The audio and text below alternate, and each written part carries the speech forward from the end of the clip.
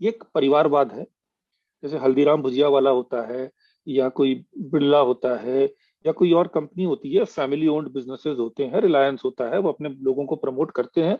आप भी एक इस प्रकार से फैमिली ओन्ड नहीं तो एक, चलो एक अपने एक ओलिगोपोली टाइप की एक अपनी एक क्लोज सेट ऑफ ग्रुप है, उसका आप व्यापार कर रहे हो। आप उस व्यापार में रहिए, बहुत अच्छी बात है। और मैं इसमें भी बहुत ये बिलीव नहीं करता कि कोई ये कहे कि नहीं, उनको टैलेंट को प्रमोट करना ही चाहिए। मैं मानता हूं उनकी मर्जी है, कि उनकी प्राइवेट बॉडी है, उनकी मर्जी, जिसको प्रमोट करे जिसको नहीं करे। किंतु फिर उनको जो यहाँ पर एक अनड्यू स्टेटस प्राप्त हो गया है, as if they are the brand ambassadors of India, they are the soft power of India, इस बकवास को दूर कर देना चाहिए। They are the soft powers of India because they have hijacked India. जैसे ब्रिटिश ने राज कर रखा था, वैसे किसी और को आप आने नहीं देते।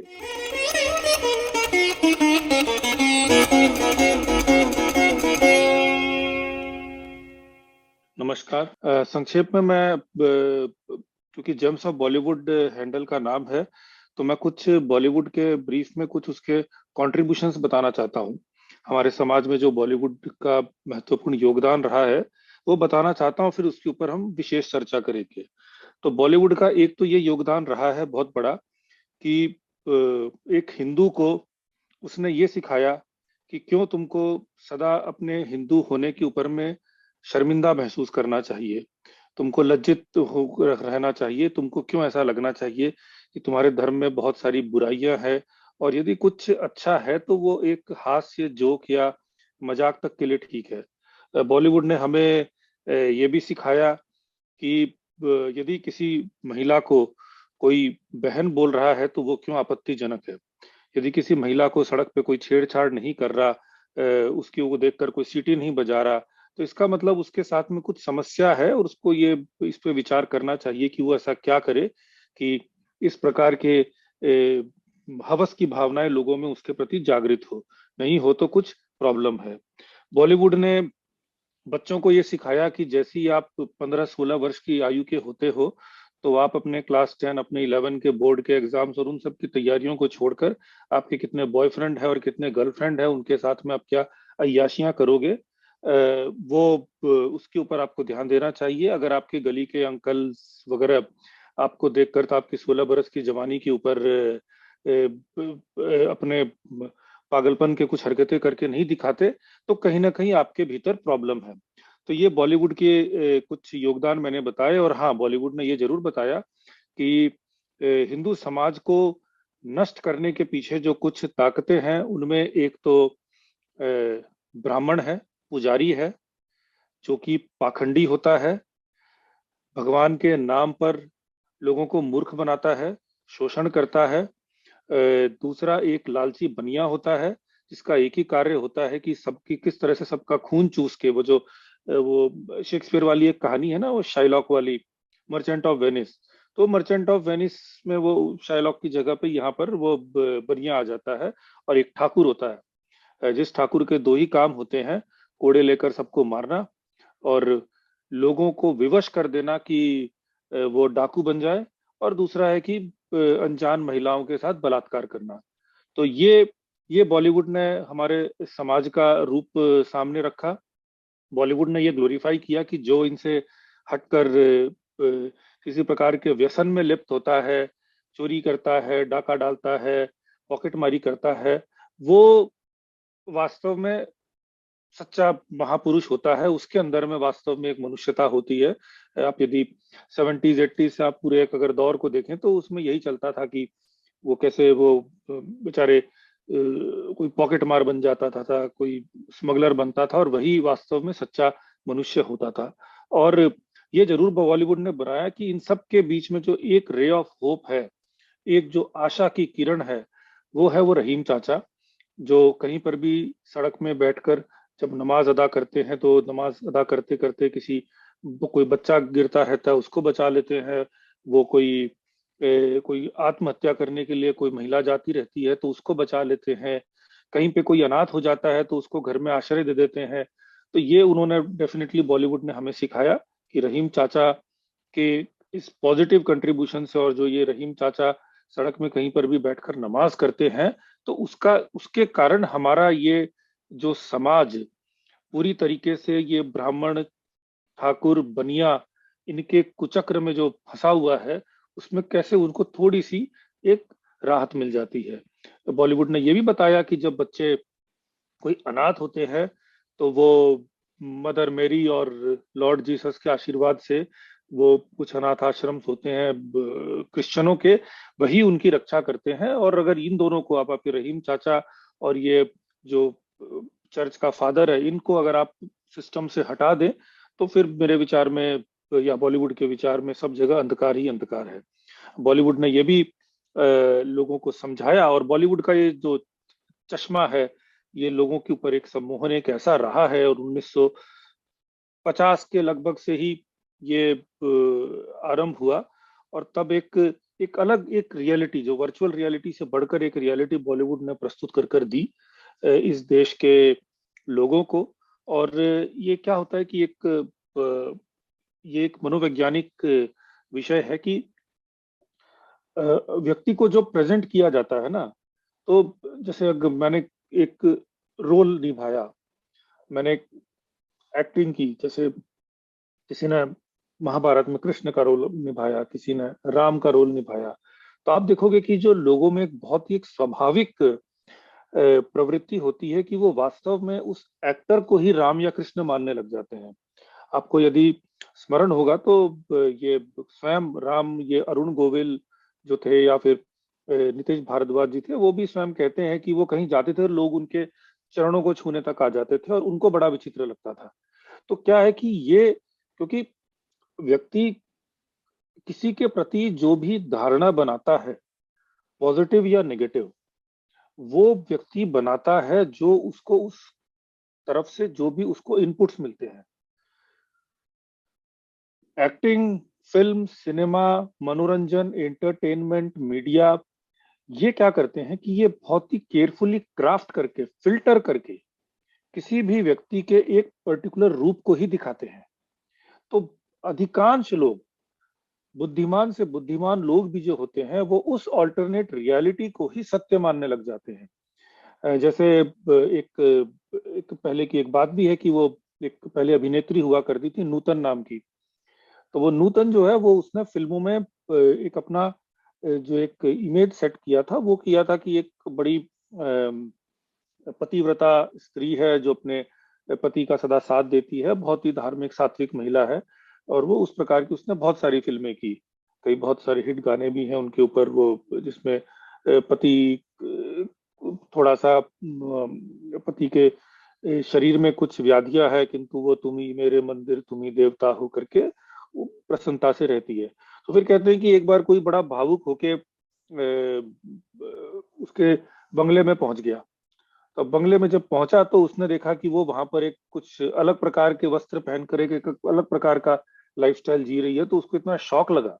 तो वो बात उसमें न्यूज़पेपर्स वगैरह में भी आई थी, मेरे विचार में 60s की बात है। तो क्या होता है, कहने का अर्थ है कि एक केयरफुली क्राफ्टेड रियलिटी कैमरे के आगे आप प्रस्तुत करते हो, जिसमें वो हीरो होता है, सुपर हीरो होता है। और यहाँ के लोग, विशेष रूप से भारत के लोग, तो वैसे भी भारत ये शिक्षा के क्षेत्र में तो कम से कम पिछले 100 वर्षों से तो बहुत ही पिछड़ा हुआ देश रहा है। तो यहाँ के भोले भाले सीधे लोगों के लिए वो रियलिटी उनके लिए सत्य बन गया। अमिताभ बच्चन जी अगर किसी फिल्म में अगर इतने गुंडों को पीट देते हैं और सत्य के साथ लड़े रहते हैं, और विलेन बन के भी, स्मगलर बन के भी दीवार फिल्म में खुश तो बहुत हो गए तुम बोलकर भी फिल्म के हीरो बन जाते हैं, चाहे डार्क हीरो ही सही, तो उनको लगता है यही सच है, यही हीरो होता है। वो अलग बात है कि वो जब 50 गुंडों को मारते हैं, यहाँ पर हो सकता है कि स्वयं अस्थमा के पेशेंट हैं या उनके अंदर व्याधियां है, किंतु जो एक व्यक्ति वो नहीं समझ पाता है। तो वैसे ही एक एक आप देखोगे जिसने एक एक रोल किया वो तो अच्छा ही होगा। के मेनन साहब ने शौर्य फिल्म में एक बहुत अच्छी डायलॉग डिलीवरी दी। तो भी मैंने जब सब बॉलीवुड में हम लोगों ने शेयर भी किया था, तो बहुत सारे लोगों का, अरे के मेनन वास्तव में फिल्म वाला तो बदमाश था, वो था, लेकिन के मेनन साहब जो है वो बिल्कुल हिंदूवादी हैं, ये है वगैरह, कई लोग बोल रहे थे। अब मुझे हंसी आ रही थी। मैं ये नहीं जानता के मेनन साहब हिंदूवादी हैं या साम्यवादी हैं या कांग्रेसवादी हैं या क्या, I don't know, but the point is he is an actor. What he did was his delivery out there, and no doubt he gave a very fantastic delivery. मगर लोगों को ये लगता है कि वो जो डिलीवरी उन्होंने दिया है वो उनकी पर्सनालिटी है, वही उसको रिप्रेजेंट करते हैं। तो ये करके तो बॉलीवुड ने क्या किया कि केयरफुली क्राफ्टेड। और एक बात आप समझिए, 1950 से लेकर टिल रिसेंटली, जब तक इंटरनेट वगैरह बहुत अधिक स्प्रेड नहीं हो गया, तब तक Bollywood was perhaps one of the primary sources of entertainment. अच्छा था बुरा था इसके ऊपर विश्लेषण नहीं कर रहा, मेरा विचार तो ये है कि पूरी तरह से एक उसका एक निगेटिव प्रभाव भी पड़ा है, किंतु एक सोर्स ऑफ एंटरटेनमेंट था।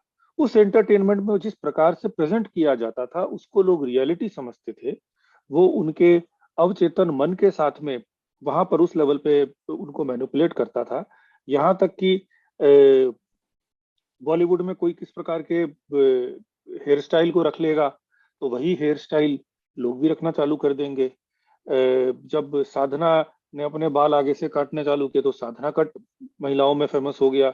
अमिताभ बच्चन जी ने अपने कान को ढकना आरंभ कर दिया, तो लोगों ने बोला कि अगर मेरे कान का इतना सा भी हिस्सा दिख रहा है तो ये 80s के बिगिनिंग की बात है तो पाप है, तो लोग जबरदस्ती अपने बाल खींच खींच के यहाँ तक लंबे रखते थे। फिर अमिताभ बच्चन जी ने रखा तो राजेश खन्ना जी ने भी रखना चालू किया, तो आप सडनली देखोगे कि वो हो गया एक। तो जब बालों में, बातचीत के स्टाइल में, खड़े होने के स्टाइल में, बोलने की शैली में, सब जगह प्रभाव पड़ता है, तो उनके दिन प्रतिदिन के कार्य में, मानसिकता में भी प्रभाव पड़ा है। और ये प्रभाव, ये तो मैंने आपको बताया कि इस प्रकार से बॉलीवुड ने लोगों को, और विशेष रूप से जो वल्नरेबल लोग हैं जिनकी संख्या बहुत अधिक है भाई, आज भी पढ़े से पढ़े लिखे लोग जो हैं वो बॉलीवुड के कहीं ना कहीं किसी न किसी जाल में फंसे हुए रहते ही हैं। कि किस देश में जब हम स्वतंत्र हुए थे तब देश की जनसंख्या थी 40 करोड़, आज देश की जनसंख्या है 125 करोड़। तो करोड़ों के देश में यदि बॉलीवुड के भीतर कम से कम, ज्यादा नहीं, 60s, 70s और 80s, आप 30 साल के, ये 3 दशकों को ही ले लीजिए, बल्कि मिड 50s के बाद से ले लीजिए, और मैं आपसे पूछूं कि अच्छा, कितने आप प्लेबैक सिंगरों के नाम जानते हो जो उस समय में गाना गाते थे करोड़ों के देश में? तो आपको मेल सिंगर्स में मिल जाएगा किशोर कुमार, मोहम्मद रफी, मुकेश, फिर उसके बाद नेक्स्ट लेवल पे मन्ना दे, उसके बाद में कोई बोलेगा कि चलो महेंद्र कपूर, कोई बोलेगा अच्छा ठीक है बाद में भूपेंद्र जी आ गए, उसके बाद में कोई बोलेगा अच्छा बाद में वो एक वाडेकर साहब आ गए, और कोई बोलेगा चलो मनहर उदास जी आ गए, वो बाद में आकर आए हैं। कुल मिला के 7-8 महिला सिंगर्स की नाम मैं आपको बताऊं तो लता मंगेशकर, आशा भोसले, तीसरा नाम गीता दत्त। हाँ, गीता दत्त जी की तो उस समय मृत्यु हो गई। गीता दत्त जी के बाद में कौन, आपको नाम खोजने में समस्या होगी, तीसरा आप बोलोगे उषा मंगेशकर। तो अगर आप ये मुझे कहना चाहते हो कि इस देश के 40 करोड़ लोग जब स्वतंत्रता के समय थे, जिस समय में उनका पीक चल रहा था, तब देश में 60 करोड़, 70 करोड़, 80 करोड़ लोग हुआ करते थे। उसमें से बॉलीवुड में केवल एक ही या दो ही सिंगर्स हैं। तो फिर कहीं ना कहीं ये लगता है कि नहीं नहीं, ये मतलब इतना भी, फिर तो या तो हम ये स्वीकार कर ले कि India is a completely talentless country. हमारे यहाँ पर टैलेंट होता ही नहीं है, टैलेंट की बंजर भूमि का नाम भारत है। हमारी इतने म्यूजिक के रिच फोक ट्रेडिशंस हैं, हमारी इतनी अगर आप दक्षिण भारत में जाएं तो वहां पर भजन गाने वाले इतने आपको मिल जाएंगे, आप बल्कि एक एक गली गली में, यहाँ पर इस देश में तो म्यूजिक का इतना बड़ा, वर्ल्ड का सबसे ओल्डेस्ट म्यूजिक ट्रेडिशन जहाँ पर रहा है, गली गली में एक आपको एक टैलेंट मिल जाएगा। वहां पर यदि किसी इंडस्ट्री में एक ही परिवार के लोगों को गाने का अधिकार दिया, तो फिर कहीं ना कहीं ये होता है कि इसको ही हम कहीं पे मोनोपोली कह लें या नेपोटिज्म कह लें या कुछ भी कह लें, आई don't know what is the right word, अंग्रेजी मुझे नहीं पता। बट ये बात तो है कि इसी को कार्टेल कहा जाता है, कि कोई और टैलेंट, तो जो आरोप लगता है कि कोई और टैलेंट नहीं आने दिया जाता, वो कहीं ना कहीं यहाँ पर दिखता है। और ऐसा नहीं है कि बाकी कोई टैलेंट यहाँ पर नहीं आए, और कहने का अर्थ है कि ये एक प्राइवेट, और मैं कोई बोले कि नहीं गलत है सही है, हमारी मर्जी, हम जिसको भी अंदर लाएं तो ठीक है, मैं मान सकता हूँ। फिर आप मान लीजिए कि ये एक परिवारवाद है। जैसे हल्दीराम भुजिया वाला होता है, या कोई बिरला होता है, या कोई और कंपनी होती है, फैमिली ओन्ड बिजनेसेस होते हैं, रिलायंस होता है, वो अपने लोगों को प्रमोट करते हैं। आप भी एक इस प्रकार से फैमिली ओन्ड नहीं तो एक, चलो एक अपने एक ओलिगोपोली टाइप की एक अपनी एक क्लोज सेट ऑफ ग्रुप है, उसका आप व्यापार कर रहे हो।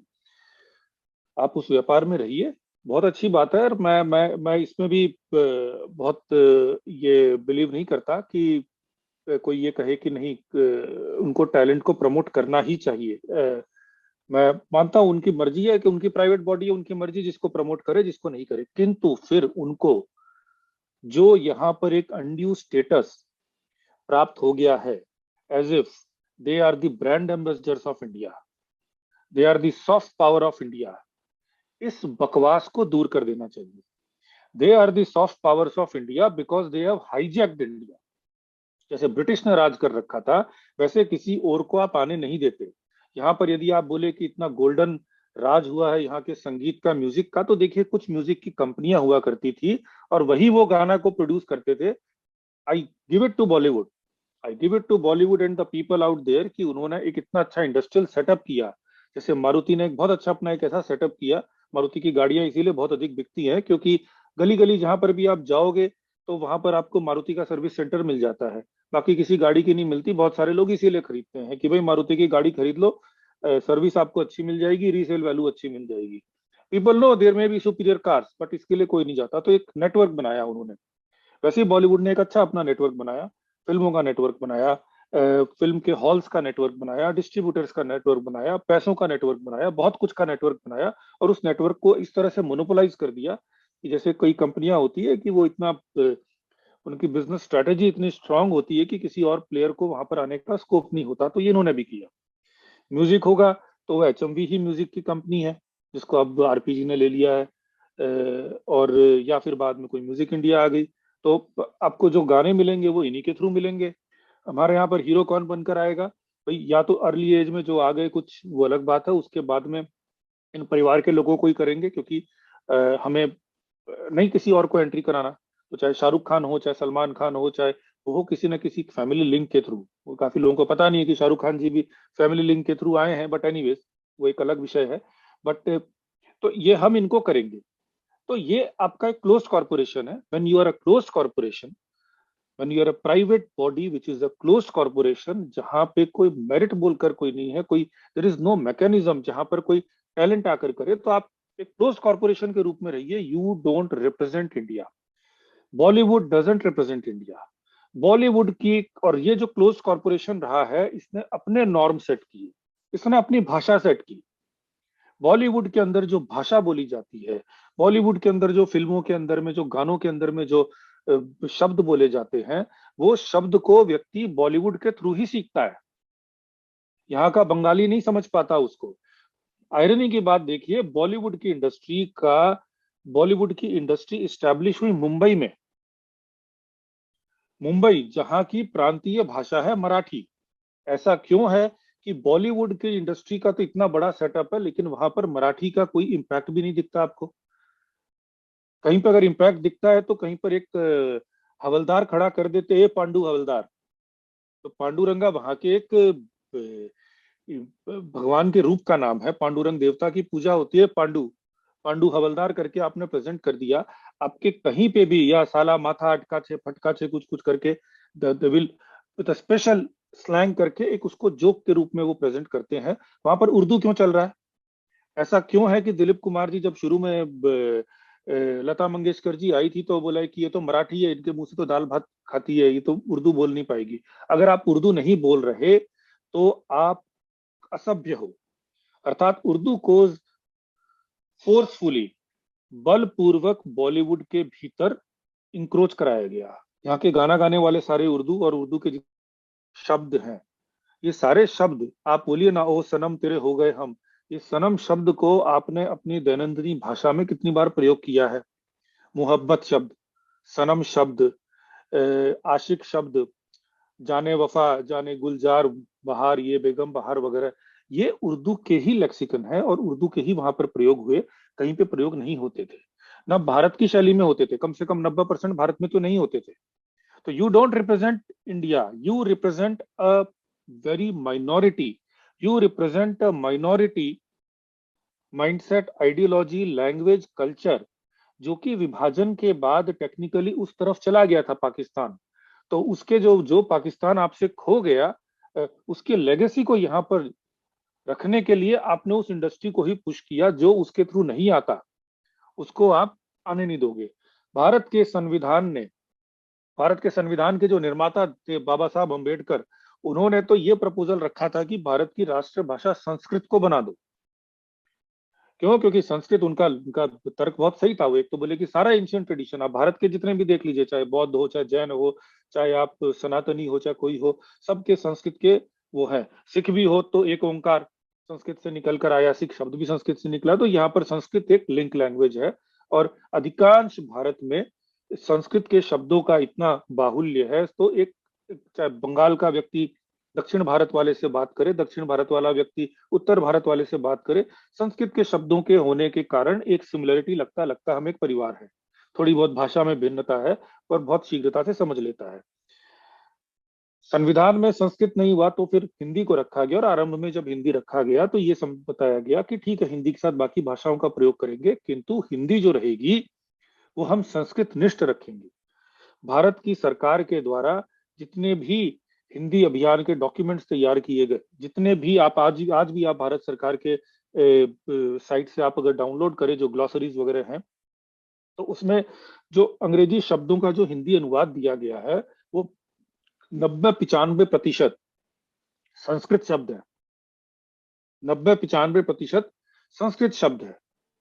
अर्थात संस्कृत निष्ठ हिंदी को प्रमोट करना, संस्कृत को प्रमोट करना, ये एक सबके लिए एक फंडामेंटल ड्यूटी था, एक सरकार का एक दायित्व था, एक प्रिंसिपल था, एक स्पिरिट था। बॉलीवुड ने कहा कि नहीं, बगावत किया। हमारे यहाँ पर जितने पोएट होंगे सारे losers in the life, dubious characters, चाहे साहिर लुधियानवी हो चाहे कोई हो, और जो उर्दू का ही प्रयोग करेंगे। संस्कृत का यदि हम कहीं पे प्रयोग करेंगे तो वो हम केवल मौकरी के लिए करेंगे कि एक पंडित चुटिया के साथ आके नारायण नारायण बोल देगा, प्रिय प्राणेश्वरी आप यदि आदेश करें, प्रेम का हम श्री गणेश करें। इस प्रकार के कॉमेडी के गाने, कहीं पे भी कोई संस्कृत निष्ठ कर रहा है, इतनी भारी भरकम क्यों बोल रहे हो।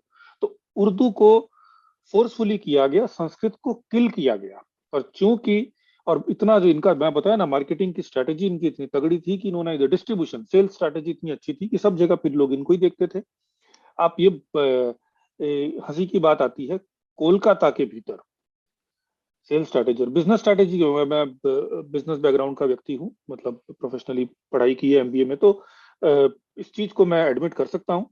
कोलकाता जैसे नगर में, क्योंकि मेरा तो पालन पोषण कलकत्ता में हुआ है, जहाँ की बंगला भाषा अपने आप में एक समृद्ध भाषा, विकसित भाषा, और जिसका साहित्य इतना विस्तृत है कि उसके आगे उर्दू साहित्य का कोई गिनती नहीं है। उर्दू में तो 4-5 वो कोठों में और तवायफों के साथ में मिलकर है, जाने वफा और ये और बेगम गुलजार और तेरे आशिक वाशिक, ये बेहुदे अधिकतर आपको मिलेंगे वहां पर।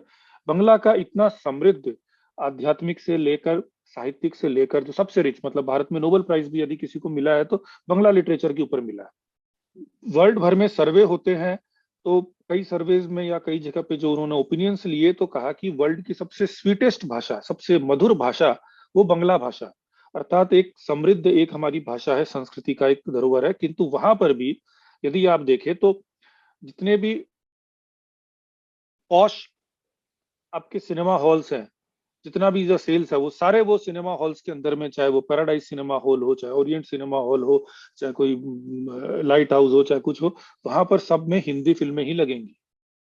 हिंदी हिंदी अर्थात उर्दू फिल्में, हिंदी नहीं बोलूंगा उनको, उर्दू फिल्में लगेंगी। और बंगला जो है वो छोटे मोटे एक सेकंड ग्रेड, बंगला फिल्म इंडस्ट्री ऑलमोस्ट एक डाइंग फिल्म इंडस्ट्री, मतलब वहां पर कुछ एक बहुत ही छोटा इंडस्ट्री एक लिमिटेड है। और बंगाल के अंदर में भी, मैं बाहर की बात नहीं कर रहा, बंगाल के भीतर भी Hindi film industry is dominating the Bengali film industry. Why and how? तो ये क्या है? और ये सेम सेम आपको हर स्थान पे मिलेगा, ये सेम हर स्थान पे मिलेगा। और इसीलिए कुछ अंश तक जब मैं ये उत्तर और दक्षिण का डिवाइड देखता हूँ, तो और कई लोग इसके ऊपर में, उत्तर भारत के लोग कई बार थोड़ा से रुष्ट भी होते हैं कि यार वो हमें थोड़ा अलग समझते हैं, या कुछ होते हैं वहां पर लोग इसको एक्सेप्ट नहीं करते। तो मैं कुछ हद तक उनसे संवेदनशीलता रखता हूँ, दक्षिण भारतीयों से। एक्चुअली में उनकी प्रॉब्लम, अधिकांश लोगों की प्रॉब्लम आपकी हिंदी से नहीं है, अर्थात संस्कृत निष्ठ हिंदी से उतनी बड़ी प्रॉब्लम नहीं है, उतनी प्रॉब्लम नहीं है। क्योंकि वो यदि कोई बोलेगा, आप केरला में चले जाइए, अब केरला के अंदर में तो आधे संस्कृत के शब्द हैं। अब तमिलनाडु में जो तमिल अपने आप को संस्कृत से आजकल एक नया ये हो गया है कि हम बिल्कुल अलग हैं, वहां पर भी अधिकांश शब्द या अधिकतर शब्द संस्कृत के हैं। किताब को पुस्तकम बोलते हैं, तो फल को पलम बोलते हैं।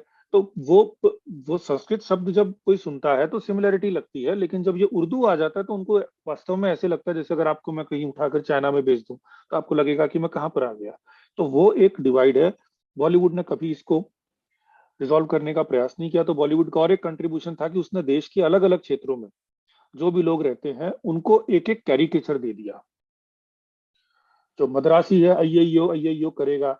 इनका एक गीत है, सुभाष घई की एक फिल्म थी, बहुत ही घटिया बेहुदा फिल्म थी, अश्लील फिल्म थी, विधाता। सुपर हिट हुई थी। उसमें एक गाना था, एक गाने के कारण बहुत अधिक हिट हुई, जिसमें एक 15 साल की बच्ची से, मतलब वो एक्ट्रेस भी उस समय शायद नाबालिग थी, और गाने में भी, जो फिल्म में भी जो उसका रोल था, वो एक अंडर एज गर्ल का था, और वो वहां पर गाना गा रही है, सात सहेलियां खड़ी खड़ी, वो नखरा दिखाए घड़ी घड़ी, एक सहेली का मियाँ ये था, एक सहेली का मियाँ ये था, डबल मीनिंग गाने थे। तो उसमें जब दक्षिण भारतीय को कराया, बोला एक सहेली का मियाँ था डांसर, मियाँ था डांसर, और फिर किशोर कुमार जी डांस करके गाते हैं, और फिर क्या लाइन बीच में, मुत्तुस्वामी बड़ा हरामी। मुत्तुस्वामी जो वहां पर एक संत हैं, जिनको कर्नाटकी संगीत का one of the biggest pillars, icon माना गया है, लोग पूजते हैं उनको। कर्नाटकी संगीत को जो सीखता है वो मुत्तु स्वामी को बाकायदा उनकी, उनके चित्र रखता है, उनकी मूर्ति रखता है, उनको स्मरण करके उसके बाद अपनी साधना करता है। वहां पर तो पूजा है। संगीत हमारे यहाँ पर एक पूजा रही है। ये तवायफ कोठे वाले संगीत तो बाद में आए, हमारे यहाँ पर संगीत साधना रही है, ईश्वर को प्राप्ति का साधन रहा है। तो वो जो मुत्तु स्वामी को सीधा आपने बड़ा हरामी बोल दिया, और उसको फिल्म फेयर अवार्ड भी मिल गया, या पता भगवान जाने ब्लॉकबस्टर भी बन गए, ना कभी किसी ने अपोलॉजी की। तो ये इन्होंने इस प्रकार से पूरे कल्चर को, ये हमारे जितने भी प्रांतीय, जो हमारे यहाँ के ट्रेडिशनल फोक म्यूजिक वगैरह यदि डाई कर रहा है, फोक का जितना रिच कल्चर था, उसको उन्होंने डिस्ट्रॉय करने में बॉलीवुड का बहुत बड़ा महत्वपूर्ण योगदान है। रीजनल बायसेस क्रिएट करने में बहुत अधिक योगदान है। मारवाड़ी सेठ एक अलग प्रकार का रहेगा, दक्षिण भारतीय अलग रहेगा, बंगाली उड़ी बाबा वैसे करके वो एक अलग रहेगा। इनको लग रहा है कि जोक हो रहा है, किंतु रहीम चाचा के साथ में कभी कैरिकेचर नहीं हुआ। पंडित जो है वो ओम प्रकाश जी कई में पंडित करके कि हाँ तेरे पूजन को भगवान में बनाऊ बैंक में आलीशान करके वो ढोंगी कर रहे हैं, मगर कभी कोई नमाज करते समय कभी कोई रहीम चाचा का कोई मजाक करते नहीं दिखेंगे, या कोई ऐसे ऐसे जब मुंह हिला रहे हैं तो कहीं पे आंख मार दियो, नहीं। वो करने की इनमें कभी भी अपना शौर्य नहीं दिखाएंगे। इन्होंने स्पेसिफिकली टारगेट किया। और फिर मजे की बात है, इनमें से अधिकतर, एटलीस्ट बिगिनिंग में जो लिरिक्स राइटर थे, वो भी सारे के सारे वही थे जो मूर्ति पूजा से घृणा करते थे।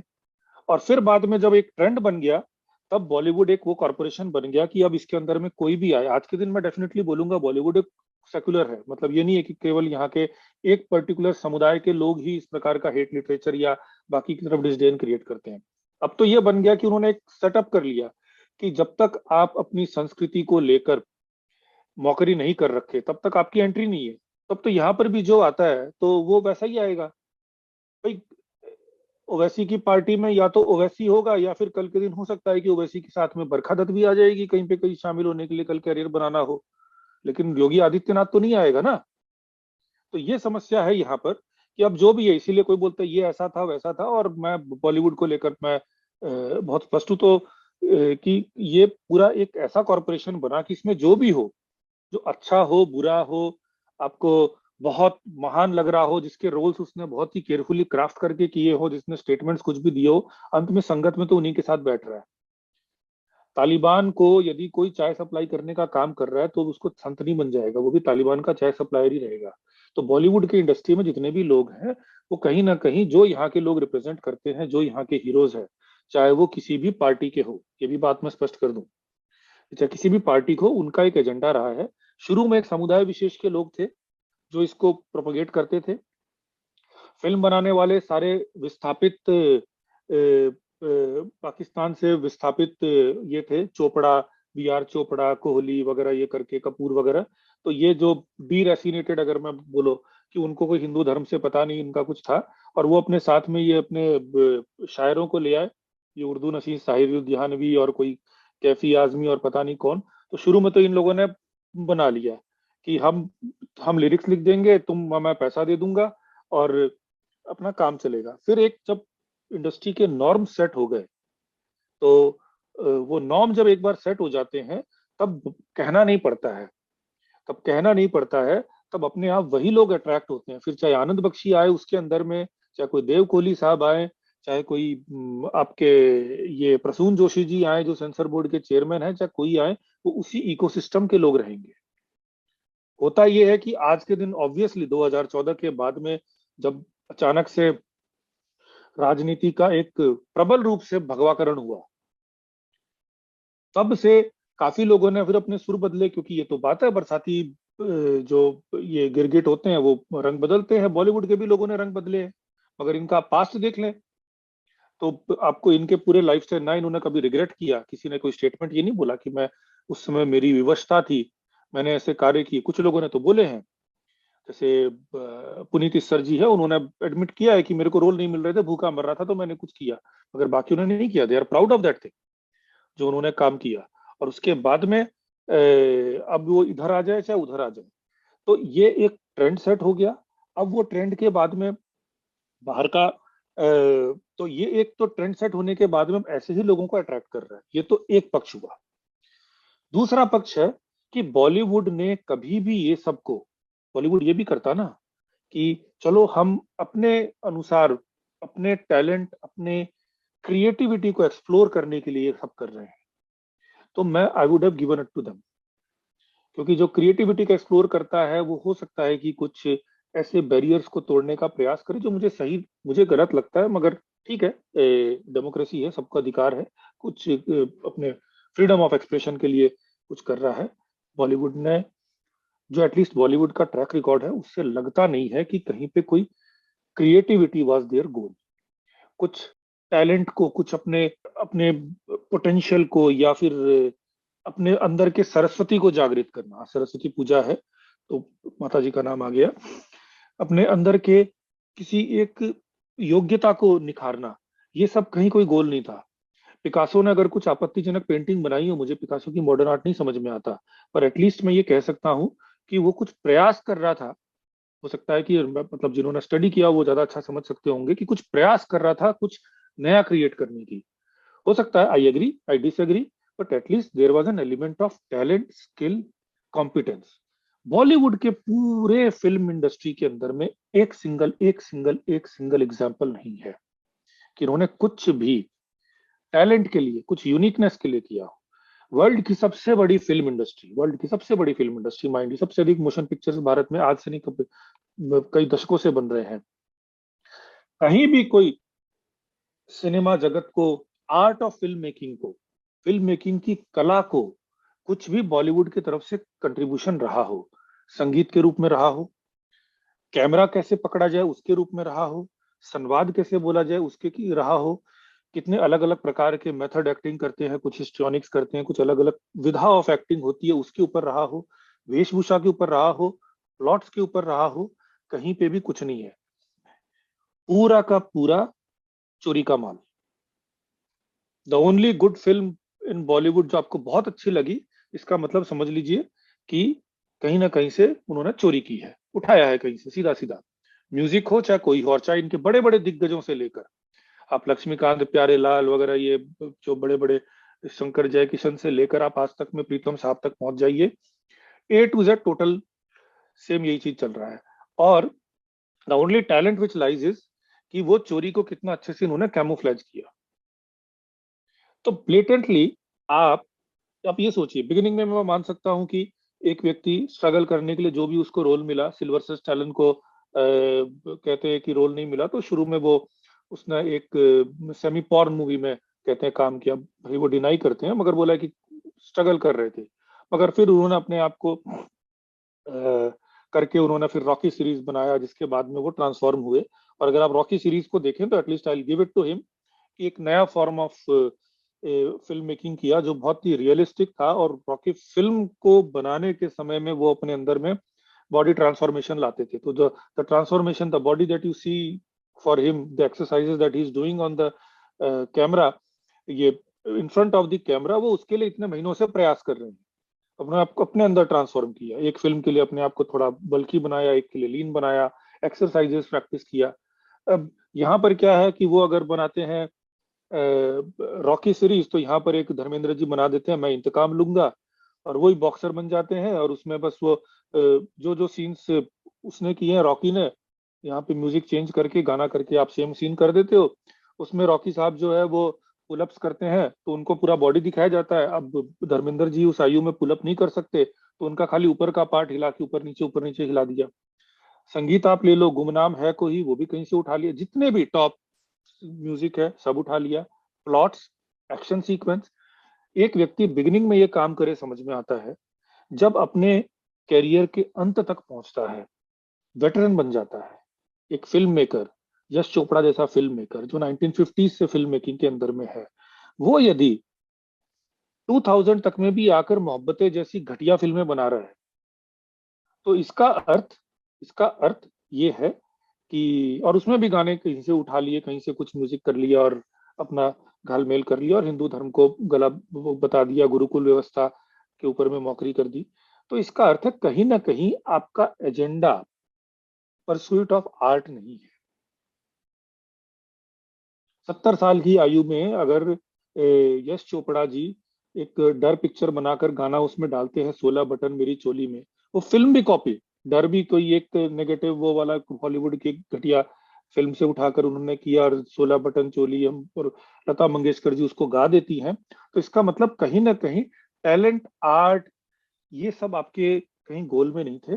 कहीं ना कहीं आपका गोल मनी मेकिंग था, और चूंकि केवल मनी मेकिंग था इसीलिए बॉलीवुड के साथ जो और एक प्रॉब्लम आ गई वो ये आ गई कि शुरू में तो ये टैक्स बचाने के लिए करते थे, और उसमें ठीक है इंदिरा गांधी जी का भी काफी उसमें कंट्रीब्यूशन है, या देश में इतनी हैवी टैक्सेशन थी तो टैक्स बचाने के लिए मूवियां बनाते थे। चलती का नाम गाड़ी फिल्म किशोर कुमार जी ने इसीलिए बनाई थी कि उनको फिल्म के खर्चे करके उनको अपने टैक्स बचाने थे, वो फिल्म गलती से हिट हो गई। तो पहले तो काफी फिल्में ऐसे बनती थी। मिस्टर नटवरलाल फिल्म जब बनी थी तो वो उसके प्रोड्यूसर डायरेक्टर जो है उन्होंने खुद ही कहा था कि हमने तो बस कोई प्रकार से जुगाड़ करके अमिताभ बच्चन और इनको साइन कर लिया, और उसके बाद में इतने से इतने बजे का टाइम उनका फिक्स कर दिया कि आप इतने से इतने बजे यहाँ पर आ जाओ। अब आज क्या शूटिंग होगी उसके बारे में रात को डिसाइड करते थे कि चलो ये कर दो ये कर दो। तो कहने का अर्थ है कि फिल्म में कोई स्टोरी नहीं थी, कोई प्लॉट नहीं थी, इंक्रीमेंटली चलता गया। एक सीन यहाँ से उठाया, एक सीन किसी किसी हॉलीवुड फिल्म वगैरह से उठा के एक फिल्म बन गई, एक स्टोरी बन गया, चल गया। क्योंकि ये फिल्में होती थी चलो कुछ पैसा कमा लेगी, पैसा नहीं कमाई तो टैक्स का बचत हो जाएगा। और फिल्मों में क्या था, क्योंकि ये पूरा कच्चे का काम था, कच्चा मतलब कोई इसमें पक्का मनी मतलब कोई हाँ वो सब कुछ कैश में काम होता है।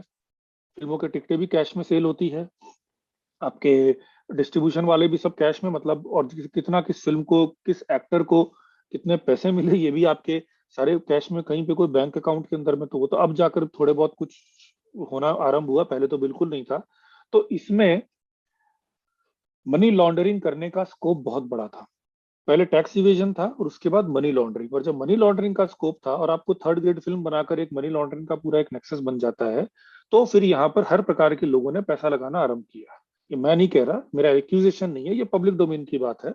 और इसीलिए अंडरवर्ल्ड का पैसा बहुत आया। अंडरवर्ल्ड के हिसाब से 93 तक तो कितनी फिल्में, अधिकतर फिल्मों के अंदर में आप देखें तो जो लोग हैं वो अंडरवर्ल्ड से जुड़े हुए हैं। कई स्टडीज कह रही हैं कि एक समय में बॉलीवुड में 70% फिल्में एटलीस्ट और फंडेड बाई अंडरवर्ल्ड इन सम वे।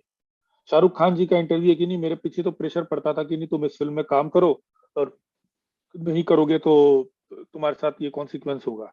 किसी ने कभी प्रूव करने का फिर प्रयास नहीं किया कि अगर शाहरुख खान जी ने ये कहा है तो चलो किस व्यक्ति ने कहा था, फोन किया तो उस फोन का पता लगाया जाए या ट्रैक किया जाए। क्योंकि अगर ये परतें खुलेंगी तो हो सकता है कि इसके अंदर में बहुत सारे नेता, बहुत सारे अभिनेता, बहुत सारे इंडस्ट्रियलिस्ट, बहुत सारा मीडिया, एक पूरा का पूरा एक आपको पता चलेगा, एक अलग ही एक लेवल का पर्दाफाश हो गया। बल्कि मुंबई बॉम्ब ब्लास्ट के पश्चात जो एक वोरा कमीशन की रिपोर्ट थी जिसमें कई सारे फिल्म एक्ट्रेसेस के नाम कहते हैं है, वो रिपोर्ट अभी तक पब्लिक ही नहीं की गई। क्योंकि जब होगा तो जब उनका नाम पब्लिक होगा, उन पे प्रोब होगा, उनसे रिलेटेड कौन लोग थे, उनसे और कौन था, तो निकल कर आएगा। और चूंकि अंडरवर्ल्ड दाऊद इब्राहिम के इसमें लिंक थे, दाऊद इब्राहिम भाई साहब ने तो पत्थर के फूल फिल्म एक जिसमें रवीना टंडन की लॉन्च फिल्म थी और सलमान खान की सुपरहिट फिल्म थी कैरियर जिससे बदला, तो पत्थर के फूल फिल्म के गाने उन्होंने लिखे हैं। तुमसे ही देखते जो प्यार हुआ, linking road, something road, something road.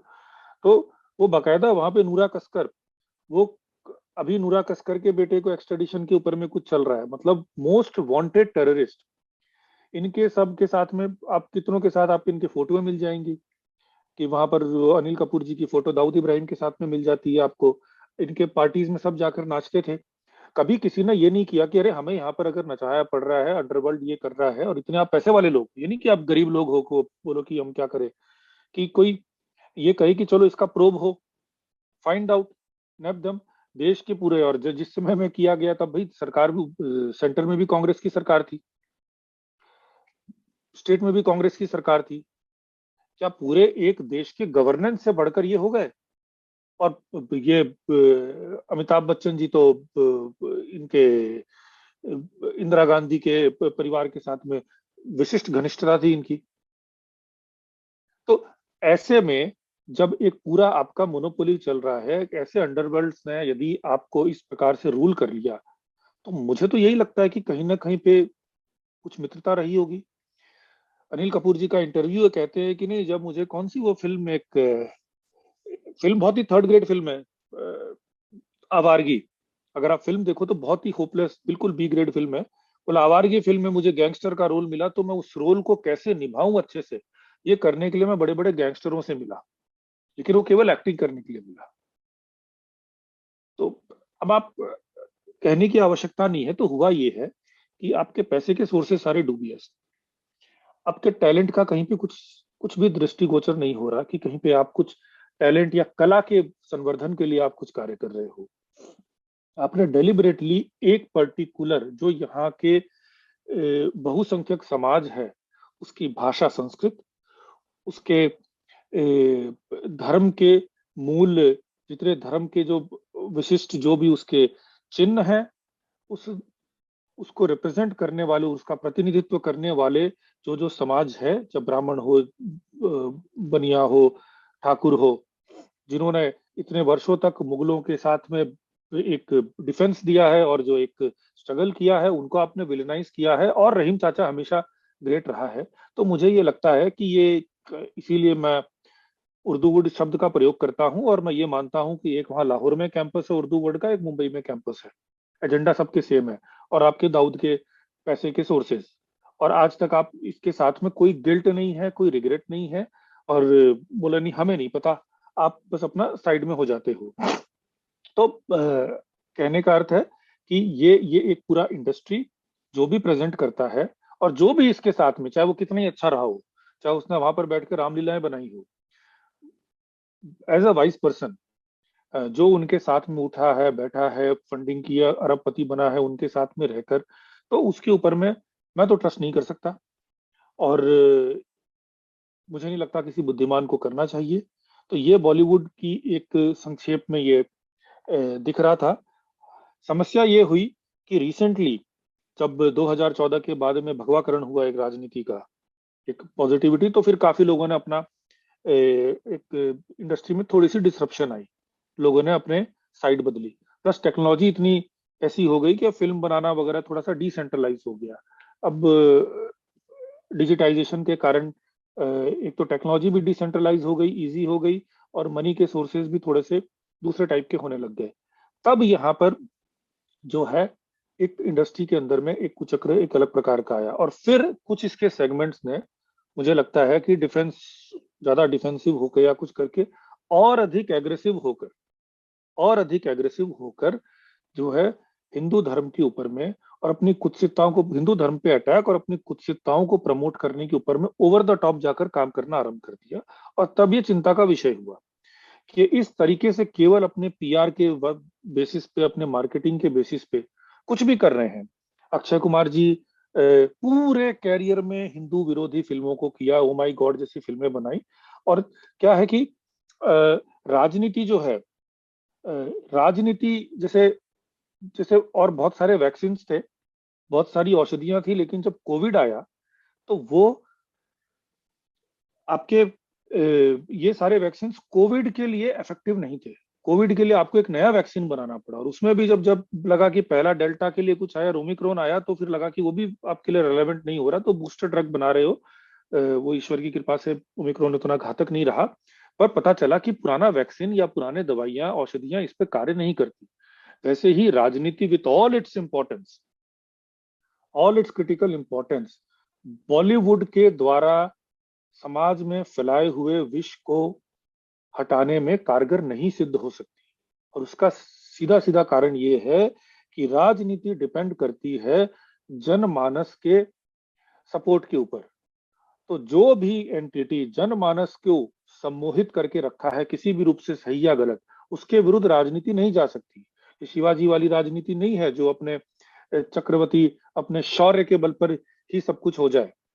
यहाँ पर शौर्य के साथ में जनता को भी देखना पड़ता है। तो राजनीति चाहे कोई भी पार्टी हो, कुछ भी हो, बॉलीवुड के साथ में थोड़ी सी मित्रता ही रखेगी। उसमें अपने साइड के लोगों को हो सकता है प्रमोट करेगी, दूसरे के साथ में वो करेगी। हो सकता है कि स्वरा भास्कर आपको ना पसंद आए, लेकिन अक्षय कुमार यदि आपको थोड़ा बहुत अगर आपके आगे एक पुष्प आपको भेंट करने जा रहा है तो उसको आप एक्सेप्ट कर लोगे। किंतु देश और समाज के लिए, चाहे स्वरा भास्कर हो चाहे अक्षय कुमार हो, इन दोनों में कोई भेद नहीं है। अक्षय कुमार जी ने जो 2 वर्ष पहले फिल्म बनाई थी, उसका नाम, जो 1 वर्ष पहले, लगभग 1.25 साल पहले, उसका नाम उन्होंने लक्ष्मी बॉम्ब रखा था। दक्षिण भारत के एक फिल्म को उन्होंने हिंदी में रूपांतरित किया और उसमें लव जिहाद का एंगल को प्रोमिनेंटली घुसा दिया गया, और उसमें बाकायदा डायलॉग मारा गया कि वो कितने जाहिल लोग, मूर्ख लोग होते हैं जो आज भी हिंदू मुस्लिम करके अपनी बेटी मुसलमान को नहीं देते। उल्टा कभी नहीं दिखाया। उल्टा दिखाया गया था गदर फिल्म के अंदर में, तो शहर में दंगे हो गए थे, एक व्यक्ति का, एक पुलिस वाले का हाथ काट दिया गया था। उल्टा दिखाया गया था बॉम्बे में एक बार, तब उन बेचारों को पता ही नहीं था कि इतना इस चीज को लेकर वायलेंट होते हैं, दंगे भड़क गए थे। उसके बाद में हिंदी फिल्म इंडस्ट्री और इनसे तो, इनका जो अरविंद स्वामी, उनका तो कैरियर ही नष्ट हो गया, वो तो कहीं और अब दूसरे काम में लग गए।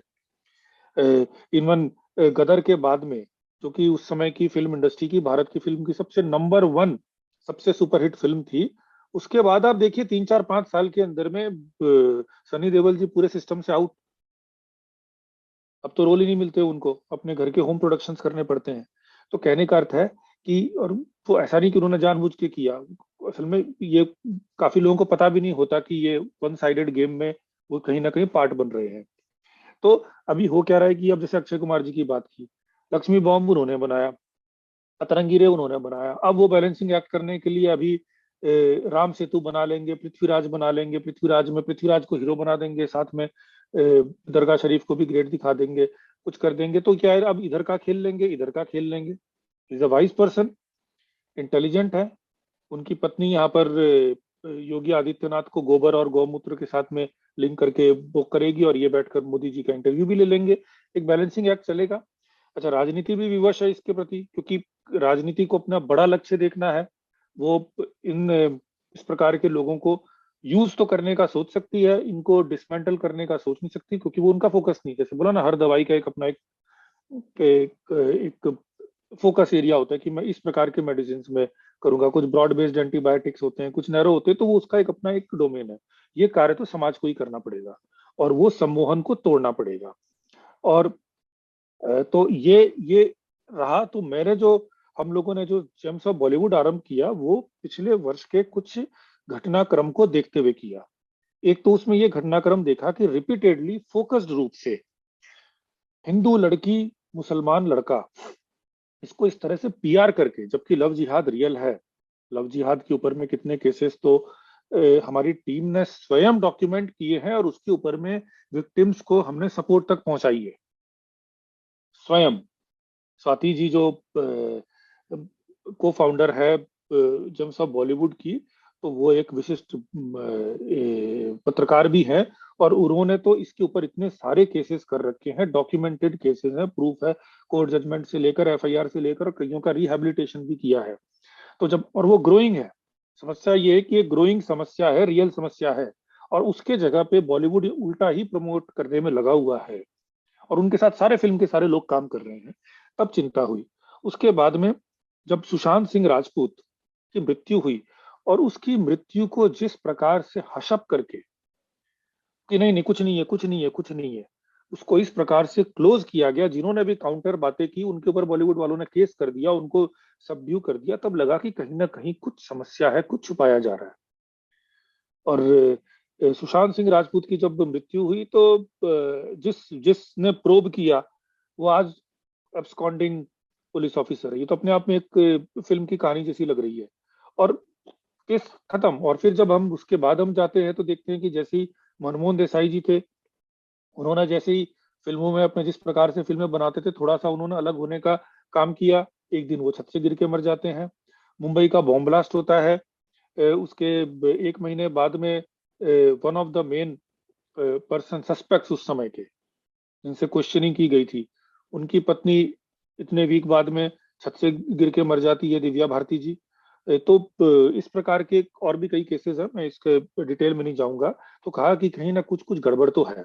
और जब है, और जब देख रहे हैं कि एक टारगेटेड रूप से अब यही यही अटैक हो रहा है, जब से नेटफ्लिक्स आया है, अमेजन प्राइम आया है, ये जो स्ट्रीमिंग प्लेटफॉर्म्स आए हैं, उसमें तो बहुत ही फोकस्ड हो गए, क्योंकि उसमें सेंसर का भी कोई कंट्रोल नहीं है।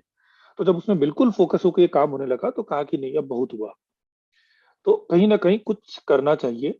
और जब बिगिन किया हमने, तो शुरू में थोड़ी शंका भी थी, क्योंकि बॉलीवुड का इतना बड़ा सम्मोहन है कि लोग अपने ईश्वर के चित्र लगाने के स्थान पर अमिताभ बच्चन, शाहरुख खान, अक्षय कुमार, इनकी चित्र लगाना प्रेफर करते हैं। I am fan of this, I am fan, और कुछ बोले तो वो मारने मारने को करते हैं। मेरे को स्मरण है, हम जब बच्चे थे तो एक राम बलराम फिल्म आई थी, तो उसमें कलकत्ता में दो ग्रुप के बीच में भिड़ंत हो गई थी। एक ने बोला अमिताभ बढ़िया एक्टर है, एक ने बोला कि धर्मेंद्र है, और दोनों में हो गए तो खून खराबा हो गया, मर्डर्स हो गए, एक दूसरे को मार दिया। तो जब बोला इतना लोगों जिसको लेकर इमोशनल है, यदि उसके ऊपर में हम ये बात कहेंगे तो रिएक्शन तो बहुत तगड़ा होगा, ये था। किंतु फिर कहा कि अब जब देश धर्म की बात है, तो चाहे विष भी पीना पड़े, किसी किसी को तो विष पीना पड़ेगा। और फिर गीता का भी यही है कि अब कुछ भी हो, हानि हो लाभ हो, अपने भी लोग अगर उसमें विरुद्ध होते हैं तो कुछ ना कुछ तो करना पड़ेगा। तो फिर हमने तो आरंभ कर दिया। और जब आरंभ किया तो आरंभ में बहुत बहुत अटैक हुए, मगर ये ईश्वर की कृपा रही कि फिर काफी लोगों ने सपोर्ट भी किया। तो ये इस प्रकार से ये एक प्रेरणा रही। और जितना जितना हम, पहले तो रफली पता था, मगर जितना जितना हम उसके अंदर में जाते गए, जितने हम उनके जेम्स को निकालते गए, तो एक बहुत ही स्पष्ट एजेंडा दिखने लगा। आज दिख रहा है। आज तो बल्कि ये समस्या है कि जो बहुत ही ब्लेटेंट, बहुत ही ऑब्वियस क्लिप्स या एजेंडा होते हैं, वो तो हम छोटे से क्लिप के रूप में डाल देते हैं। मगर जो एक पूरे फिल्म के थीम में, प्लॉट में, एक जो सटल रूप से जो एक डिस्गस्ट, एक डिसडेन उत्पन्न किया गया है सबलिमिनल लेवल पे, उसके ऊपर हम कैसे प्रेजेंट करें, इसके ऊपर हम आज भी सोच रहे हैं। क्योंकि लोग जो है वो बहुत वो उतनी सूक्ष्मता को पहचानने वाले लोग अभी कम हैं। पर तो ये एक संक्षेप में मैंने बताया कि क्या इसके पीछे मुझे बॉलीवुड के साथ में क्या समस्याएं हमें लगी, और क्या सोचकर हमने कहा कि इस यज्ञ में आहुति डालना आवश्यक है, इस यज्ञ में भाग लेना आवश्यक है, फिर जो भी हो परिणाम को सोचे बिना। तो मैं इसके साथ एक बार अपनी वाणी को विराम देता हूं। आप में से कुछ के कोई प्रश्न आदि हो तो मैं उसका उत्तर दूंगा। धन्यवाद। Sanjeev ji, Swati ji, I can talk hours unending about your Gems of Bollywood work. It has been phenomenal. I have been धन्यवाद। downloading your videos from the time you started in September. I think September 2020 was when you yes. started. I circulate your videos to all my WhatsApp groups, and I have a distribution list. So probably I circulate your videos to around 400, 500 people on my site. Almost all of them. I have a folder dedicated to you, Pakistan Untold, Vashi Sharma ji, and all those. So I circulate all those videos. Huge respect for you. I can talk hours in praise of you. So if you ever want to hear praise of you and Swati ji, you can call me and I can talk about it. धन्यवाद, आपने इतना सम्मान दिया. And I know मैं थोड़ा भावुक हो रहा हूँ क्योंकि ब्रिक बैट्स भी इस पे बहुत मिलते हैं. तो आपने जो इस प्रकार की बात कही है तो थोड़ा सा भावुक हो रहा हूँ, आंखें भी मेरी थोड़ी नम हो रही है, क्योंकि ये बहुत आवश्यक है कि ये तो एक ट्विटर हैंडल में this was the best that we could do, but एक ये $1 बिलियन का एक आप समझ लीजिए कुचक्र है, और इसके लिंक और भी लोगों से जुड़े हैं. यदि एक स्वरा भास्कर जी बॉलीवुड में कार्य करती हैं तो वो स्वरा भास्कर जी डिसमेंटलिंग हिंदुत्व में भी जाकर करती हैं, और वहां पर फिर कोई जॉर्ज सोरोस भी एक वहां पर बैठा हुआ है. और अगर आप इनके पूरे मनी के वगैरह के ट्रेल करें तो we are basically dealing with $1 billion huge cartel, और ये जिनको ये प्रमोट करते हैं उनके अपने अपने कार्टेल हैं. तो ऐसे में the only option which is left is कि एक तो ट्विटर में हमने एक अपने सामर्थ्य के साथ किया, बहुत रिसर्च करके हम प्रयास करते हैं जितना हो सके इसको निकाल कर लाने का, मगर ये भारत के जन जन तक पहुंचे. The only solution to this is कि अधिक से अधिक लोगों तक ये क्लिप्स पहुंचे, अधिक से अधिक लोग देखे, गांव का बच्चा देखे, शहर का व्यक्ति देखे, एक्सपीरियंस देखे, बड़े बूढ़े देखें. और तब ये जब ये फैलेगा ना, तो जो कहते हैं ना कि धर्म की शक्ति देखिए सारी शक्ति से बड़ी होती है, मगर जब तक वो धर्म फैलेगा नहीं, और धर्म वो होता है जो आपके भीतर होता है, जो आप धारण करते हो, धारण शब्द से बना है, जो आपके भीतर से स्वाभाविक आपके अंदर से जो प्रेरणा आती है, वास्तव में वही धर्म होता है. बाकी कुछ धर्म नहीं होता, बाकी तो सब उसको चैनलाइज करने के माध्यम है.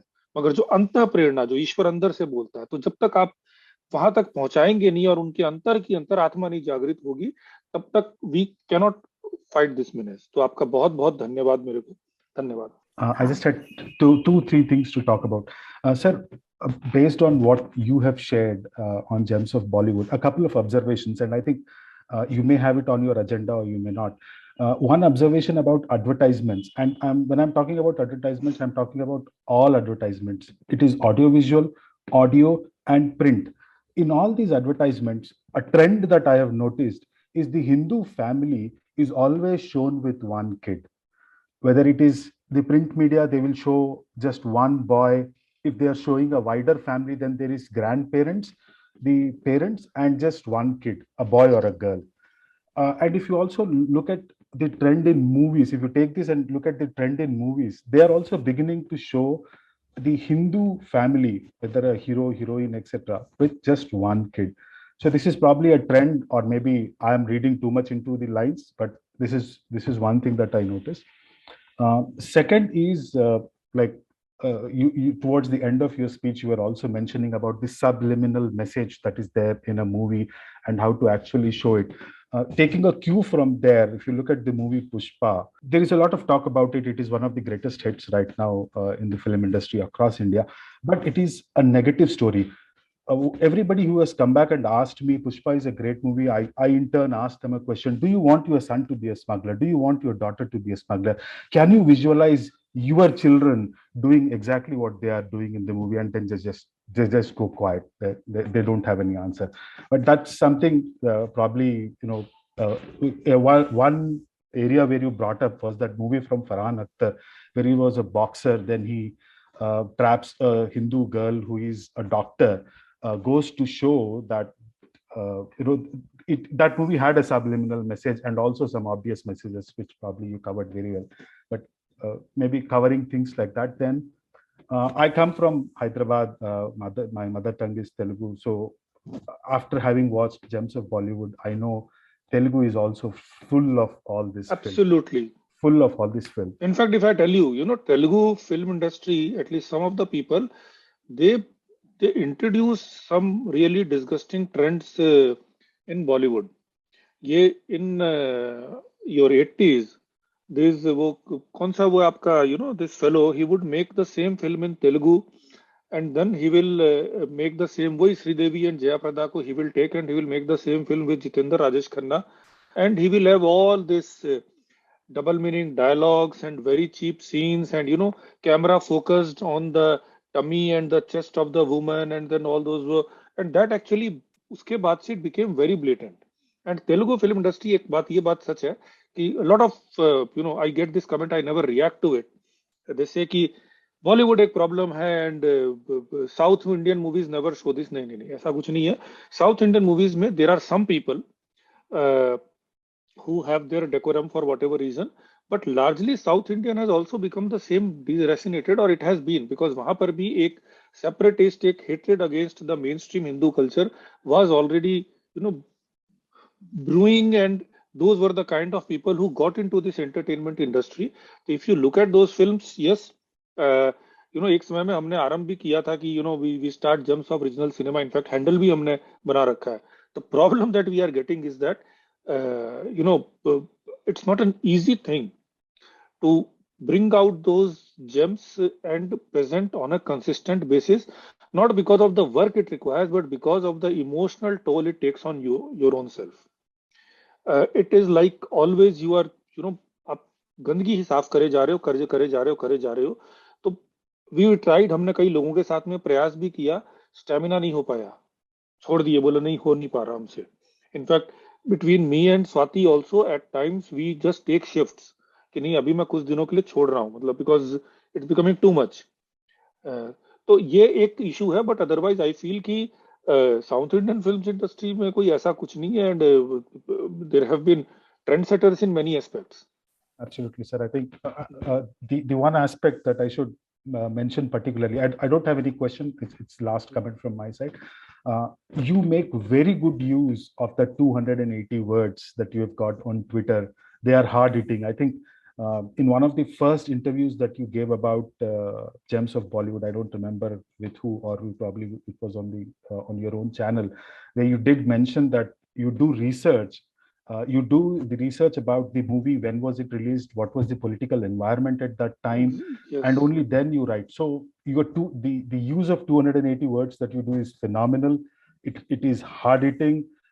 It delivers the message very well.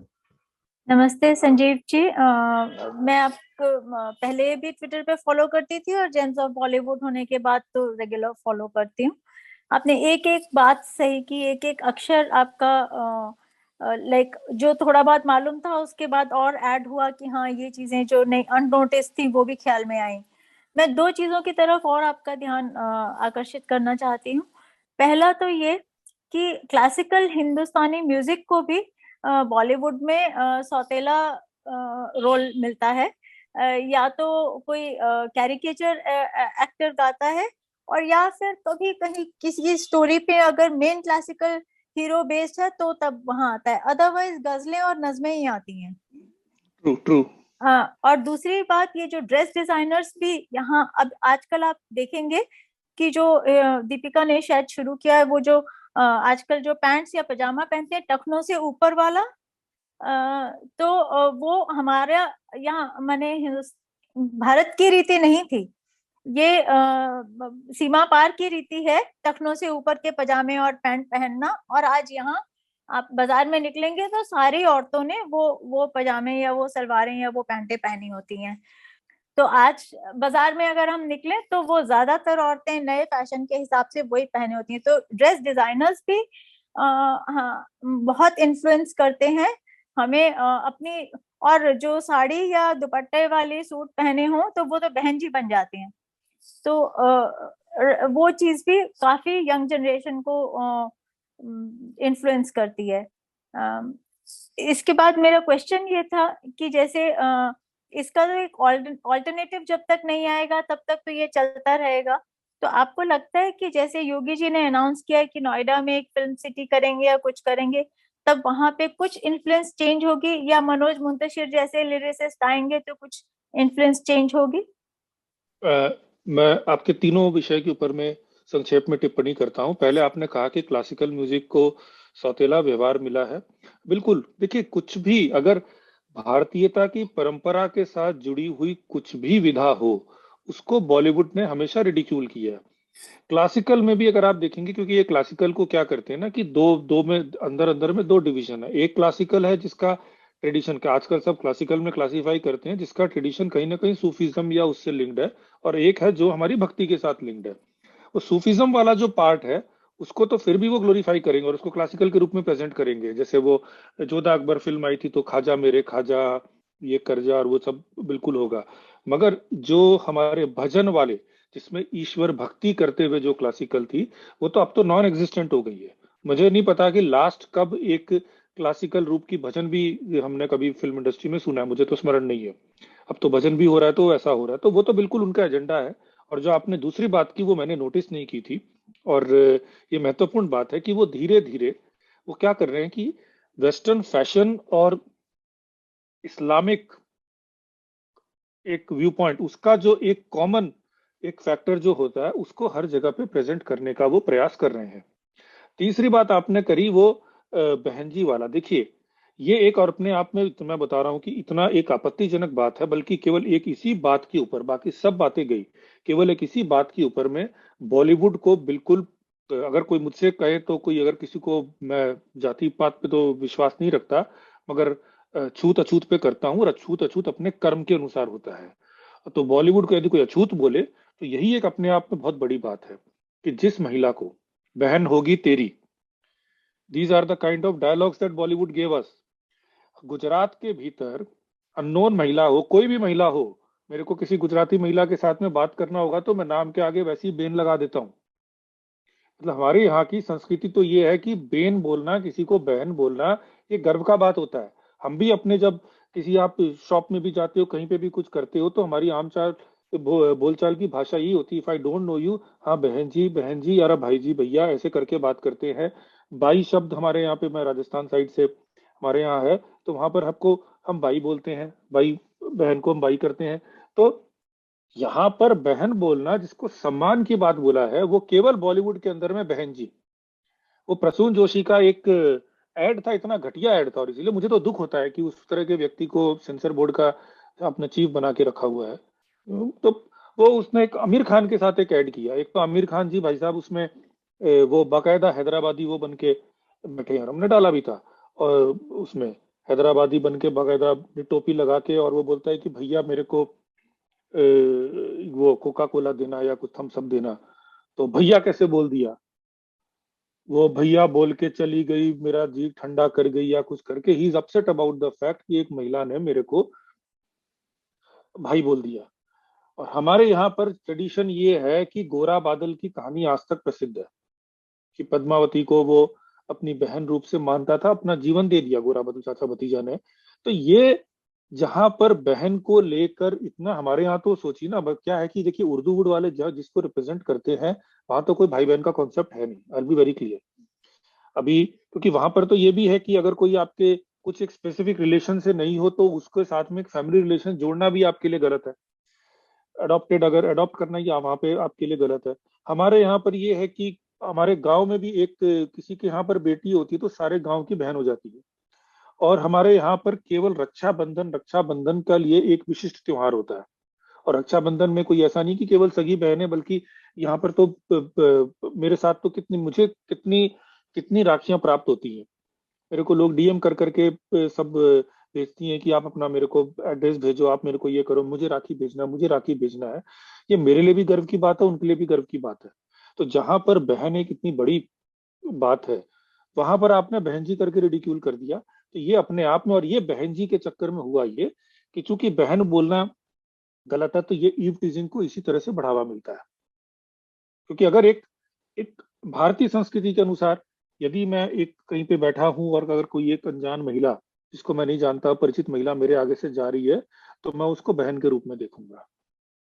और अगर मैं बॉलीवुड के नजर से देखूंगा या इनके उर्दू शायरों के नजर से देखूंगा, 70 साल की उम्र में जो शायरी 15 साल की बच्चियों के लिए मिर्जा गालिब और मीर ताकी करते थे, उसकी नजर से देखूंगा, तो फिर आए क्या माल जा रही है, तेरे हुस्न को देख कर ये हो रहा है, कम सिन जवानी।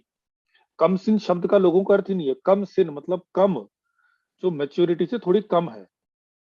तो इसीलिए ये 18 एज अगर है तो 16 एज के बारे में ये लोग ज्यादा हाइप करते हैं। तो ये एक अपने आप में, मैं तो कहूंगा कि अगर इस देश में जेंडर क्राइम्स अगर हो रहे हैं, महिलाओं के साथ में अगर ईव टीजिंग की घटनाएं हो रही है, तो उसका सबसे अधिक श्रेय उर्दू वुड के द्वारा इस प्रदत्त कल्चर को जाता है। जी धन्यवाद सभी को, जय श्री राम। मेरे कुछ कंसर्न है चीजों को लेकर। पहली बात मैं क्षमा ये चाहूंगा कि मैं जब जो शब्दावली अभी प्रयोग करूंगा तो उसमें, क्योंकि इतनी सिनेमा देख देख के हम बड़े हुए हैं, कभी मैं बहुत सिनेमा देखा करता था, तो उसमें शायद गलती से उर्दू वर्ड या इंग्लिश वर्ड आ सकते हैं। धीरे धीरे काम कर रहा हूँ कि इसमें शुद्धिकरण हो सके। खैर, पहली चीज कि जो मैंने देखा अभी लोगों को पिछले 1.5 सालों में खासकर, और खासकर इसमें श्रेय जाता है जेम्स ऑफ बॉलीवुड का, बहुत बड़ा श्रेय है इसमें, कि एक माइंडसेट में तो लोगों को एक अवेयरनेस आई है इस चीज को लेके कि नहीं, ये लोग एक नैरेटिव को पुश कर रहे हैं। बट जो मैंने पिछले 1 हफ्ते में और खासकर देखा, सब्सटेंशियली उतनी चेंज नहीं आ पा रही है। कैसे कि लोगों को अवेयरनेस तो है कि हाँ गलत लोग सम्मिलित है या फिर गलत नैरेटिव चलाई जा रही है, फिर भी कुछ लोग ये जानने के बाद भी नोइंगली अभी भी वेब सीरीज को या मूवीज को, वो लोग जो जानते हैं वो लोग देख रहे हैं। तो ये जब मुझे कल पता चला कि मेरे वह दोस्त जो कि जानते हैं कि ये लोग एक नैरेटिव को पुश कर रहे हैं, मानते भी इस चीज को, एग्री भी करते हैं, बट एंटरटेनमेंट पर्पस के लिए 1-2 बार करके देख ले रहे हैं, चाहे वो वेब सीरीज हो या मूवी हो। तो वह एक जो शिफ्ट है कि लोगों के अंदर से, जैसे हमारे अंदर से एक भावना है कि हमने बहिष्कार, एकदम पूर्ण रूप से बहिष्कार कर लिया है, हमें नहीं देखना है, तो वह वाली चीज अवेयरनेस कैसे ला सके, उसके लिए हम लोग ऑन रोड भी कैंपेन कर रहे हैं। हर घर घर में जाके, अभी रिसेंटली जैसे मैं अपने एरिया में हर घर में जाके बात किया हूँ, ऑफ कोर्स कोविड नॉर्म्स का पूरा फॉलो करते हुए, कि क्या क्या चीजें हैं, किस तरीके से करते हैं। वो लोग मान भी रहे हैं, जान भी रहे हैं, फिर भी कुछ लोग जो हैं मूवी अभी भी देखे जा रहे हैं, या जो वेब सीरीज वगैरह जिसमें गलत चीजें दिखाई जा रही है अपने एंटरटेनमेंट के लिए देखे जा रहे हैं। तो वो चेंज कैसे आए, वो लेके थोड़ा मैं चिंतित हूँ, क्योंकि एफर्ट्स तो डाले जा रहे हैं हम लोग।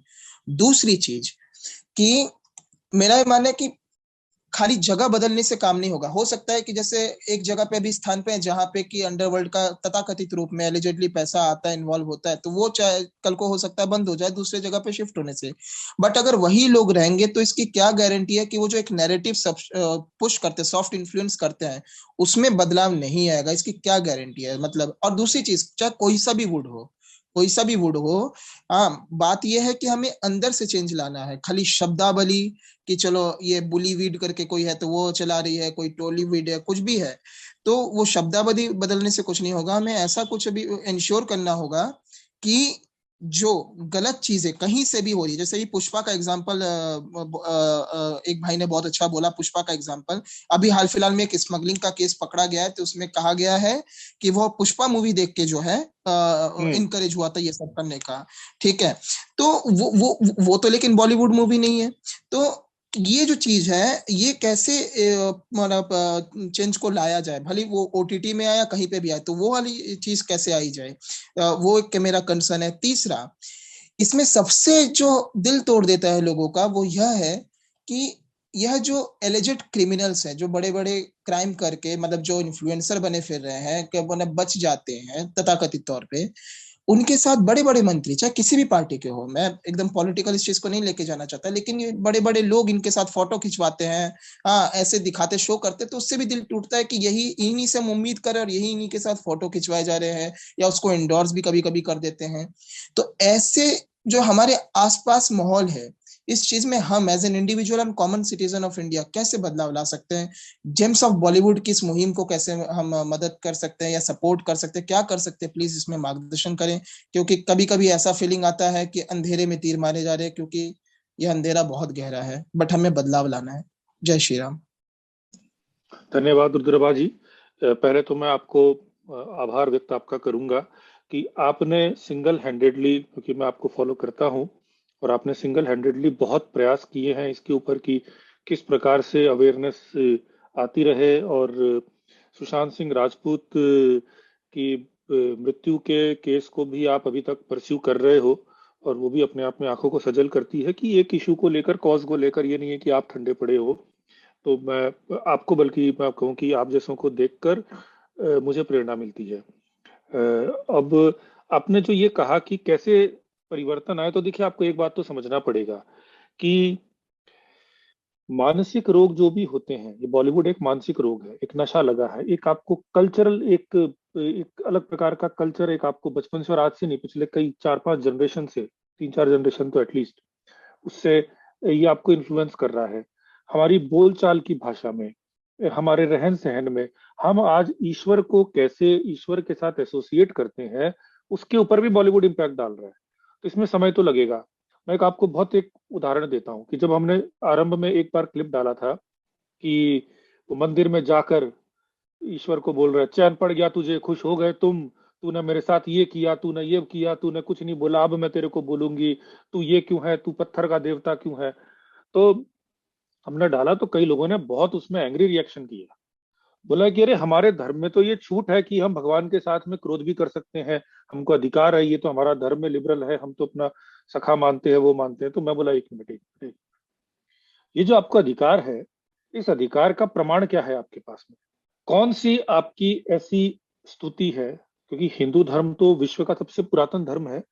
हमारे वेदों से लेकर अब तक की आप एक भजन, एक स्तुति, एक पूजा आप कर दी जिसके अंदर में हे निष्ठुर ईश्वर तूने बर्बाद किया, तूने ये किया, कहीं पर भी किसी ने लिखा हो, तुलसीदास जी ने लिखा हो, सूरदास जी ने लिखा हो, वेद में कोई मंत्र आया हो, भगवान कृष्ण ने गीता में बताया हो, आपके पुराणों में लिखा हो, आपके कहीं पे भी लिखा हो? तो उत्तर शून्य। क्यों?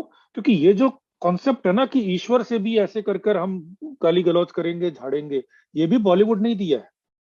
अर्थात ये जो आज बहुत सारे लोग, मैं और ये मैंने क्योंकि हमने देखे, मेरे कई मित्र भी थे, भगवान मैं अब तेरे को नहीं मानता, तू मेरा ये है, मैं तेरे को भगवान से, क्योंकि वो आपको किसी हमारे धर्म का भाग नहीं था, वो आपको दीवार फिल्म में जावेद अख्तर ने दिया है। तो जावेद अख्तर जी ने आपको वो धर्म का वो मेथड एक सिखा दिया जिसको आप फॉलो कर रहे हो। तो क्या है कि जो इतने अंश तक चली गई है, वो अभी एक किसी की कोविड में एक बड़े अच्छे एक सज्जन व्यक्ति थे, डॉक्टर थे विजय, तो उन्होंने मृत्यु के पहले भी जो एक लास्ट शब्द बोले, तो वो कुछ तो the show must go on something, तो कोई बॉलीवुड का एक डायलॉग, पिक्चर अभी बाकी है, समथिंग कुछ बोल दिया। अर्थात वो अच्छे व्यक्ति है, with all is best intentions, हमारे पूरे कल्चर को इसने इस तरीके से कर रखा, अलग अलग लेवल तक, हर लेवल तक में किया है। It's not only just a very high, एक ऊंचे, एक बस एक सरफेस लेवल पे कुछ बात चल रहा है। तो इसमें समय तो लगेगा। पॉजिटिव बात यह है कि बीजारोपण हो चुका है, और बीजारोपण इस प्रकार से हुआ है कि वो अब नष्ट नहीं होगा। ऐसे बहुत सारे लोग हैं जो अब, अभी किसी ने कमेंट किया था और वो शब्द बहुत अच्छे लगे मेरे को, उसने कहा कि पहले मैं बॉलीवुड को, I use to see Bollywood, now I observe Bollywood. तो अब लोग जब ऑब्जर्व करने लगे हैं ना, तब आप देखोगे कि ये परिवर्तन आएगा। देखिए एक जनरेशन तो लगेगा, I be very, let us be very very clear, क्योंकि ये जो जनरेशन है तो दिमाग हार्डवेयर हो चुका है। यू नो, बच्चे को छोटे बचपन में किसी को कॉकरोच से डरा दिया जाता है, तो वो बड़ा होकर उसको पता है कि कॉकरोच को ऐसे वो मसल के मार सकता है, मगर फिर वो कॉकरोच को देख के डर जाता है।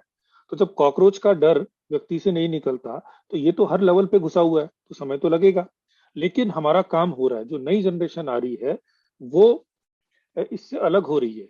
दूसरा एक जो पॉजिटिव चीज अब जो आ रही है कि suddenly even in cinema now, entirely now the whole world cinema is now open to everybody, सब टाइटल्स वगैरह के साथ में अधिकांश लोग देख लेते हैं।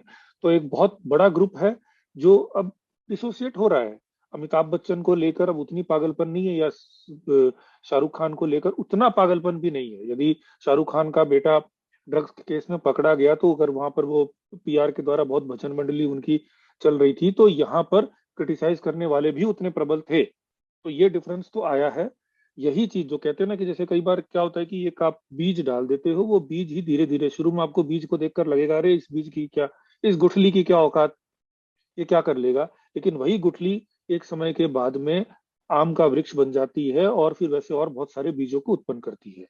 तो ये तीसरी बात है जो ऑल्टरनेट मीडिया की बात है, ये मैं बात मानता हूँ कि ऑल्टरनेट मीडिया कहीं से भी कोई आ जाए, ये इस लेवल की चीज है कि ये सॉल्यूशन नहीं है। ये they can be partial steps, they can be step toward solution. जैसे किसी को ड्रग से जब डिवीन किया जाता है, तो बोलते हैं कि एक साथ मत उसको करो, चलो थोड़ा सा सॉफ्ट डोज दे दो, तो धीरे धीरे धीरे धीरे उसका हम डोजेज को कम करते रहेंगे।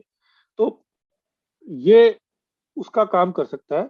But I think the positive out here is, and लोगों को एक बात समझनी पड़ेगी, और विशेष रूप से आप जैसे लोगों को तो और समझनी पड़ेगी, कि cinema has for since inception of the human civilization till probably may be hardly 100 years ago, not even 100 years, सब इंडिया की बात करें तो 50-60 साल, ये 50-60 साल का अगर आप एक भाग को छोड़ दे तो सृष्टि के आदि से लेकर तब तक पर्यंत में एंटरटेनमेंट बिना सिनेमा के चल रहा था।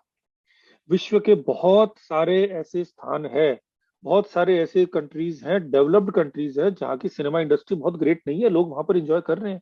जर्मनी एग्जांपल है। जर्मनी की film industry is almost at, बोलते डेड फिल्म इंडस्ट्री टाइप है, मतलब कोई people are not interested in films. French की फिल्म इंडस्ट्री तो फिर भी अच्छी है, जर्मनी फिल्म इंडस्ट्री ऐसी है, ओके ठीक है, कोई फिल्म बना लेता है, कर लेता है। और and Germany such a strong regional power, उनकी भाषा भी एक अपनी जर्मन अलग है, सब कुछ अलग है, वो अपने लाइफ को एंजॉय कर रहे हैं। कहने का अर्थ है आज के समय में एंजॉय करने के भी इतने और अधिक साधन है कि you are no more dependent. 50s 60s 70s तक में तो ये था कि इंजॉयमेंट के नाम पे है ही क्या कि आप टिकट लेकर एक सिनेमा चले जाओ या फिर करो क्या, वो भी फिर कम लोग करते थे। अब क्या है कि साधन बहुत बढ़ गए हैं, ये तो लोग जबरदस्ती कंप्लेन करने लग गए हैं। आप you know I am not saying many of those are right साधन्स, बट बहुत सारे लोग गेम एडिक्ट हो रहे हैं, वो गलत है। मैं ये नहीं बोल रहा कि game addict is a right thing. मैं सरप्राइज था, अभी मैं रिव्यू कर रहा था and suddenly in the last 1 year number of people who are now using technology अपने एंटरटेनमेंट के लिए, trying to learn a new language, language apps के ऊपर में मैं हम लोग एक स्टडी कर रहे थे, क्योंकि इसी के ऊपर स्टडी कर रहे थे कि क्या क्या ऑल्टरनेट हो सकते हैं। एंड आई वाज सरप्राइज्ड कि suddenly there has been a mushrooming of language learning apps and people are addicted to those language learning apps like crazy. मैं तमिल सीख लूं, मैं ये सीख लूं, मैं फ्रेंच सीख लूं, मैं ये सीख लूं, तो वो करके उसको गेमिफाई करके प्रेजेंट किया एंड लोग सुबह से शाम कर रहे हैं। मुझे खुद को एडिक्शन लग गया था, टू बी वेरी ऑनेस्ट, कि अरे चलो अच्छा लग रहा है। All sudden it's a relatively healthy addiction. लोगों को वापस से रीडिंग की तरफ इंटरेस्ट आ जाएगा। तो ये क्या है कि ये तो आपको अभी क्या है कि एक पीआर के द्वारा एक इसको पुश किया जा रहा है। रियलिटी ये है कि अंदर से इनकी इंडस्ट्री खोखली हो रही है, इनके फिल्मों की टिकटें इतनी नहीं बिक रही जितनी पहले बिकती थी, उतना सेल नहीं हो पा रहा है। बट ऊपर से बिकॉज पुराना पैसा पड़ा हुआ है, they are trying to push the whole thing, and वो कई बार हमको डिस्करेज करता है। बट अंदर से ये भी टूट रहे हैं, लोगों के प्रेफरेंसेस भी चेंज हो रहे हैं एंड ऑल्टरनेट्स अपने आप जनरेट हो रहे हैं। What we need to do is, एक तो कि जितना, जैसे हम भी जो क्लिप्स निकालते हैं उसको आप जितना हो सकते हैं प्रमोट करिए, इस बारे में जो आप काम कर रहे हैं उसको करते रहिए। डोंट थिंक कि नथिंग इज हैपनिंग। ये एक किसी विद्वान ने कहा था, इट्स वेरी मोटिवेटिंग थिंग्स, कि बोला the success lies in not scaling up the mountains but in enjoying the plateaus. जो प्लेटू बीच में आते हैं, जो आपको लगता है कुछ नहीं हो रहा लेकिन आप आगे बढ़ रहे हो, तब भी आप आगे ही बढ़ रहे हो। तो आप ये मत सोचिए कि हमेशा ढलान, ये कभी कुछ हो नहीं रहा, ये प्लेटू के बाद में अगला माउंटेन अपने आप आएगा। That's the human cycle. वो जब मोंटेसरी स्कूल का जिसने क्रिएट किया था, तो उसने भी ये बोला था कि नॉलेज एक्विजिशन या learning any skill development is not a linear thing. Up and down up and down up and down आएगा। आप कुछ भी आप कार्य करोगे, आप कुछ भी नया कुछ सीखोगे, अपने हैबिट्स को चेंज करोगे, आप वर्कआउट भी करना प्रैक्टिस करोगे, आप कुछ एक नए सब्जेक्ट को पढ़ना आरंभ करोगे, तो कभी आपकी परफॉर्मेंस अच्छी जाएगी, फिर पहले से खराब जाएगी, फिर but by and large change होती है। Same way human tendencies, culture, etc. will also by and large change. We have to keep pushing, keep pushing, keep pushing. अंतिम बात एक आपने कही कि लोग, बड़े बड़े लोग इनके साथ में फोटो खिंचाते तो दुख होता है। तो अरे भाई, दो बातें आप इसमें समझिए।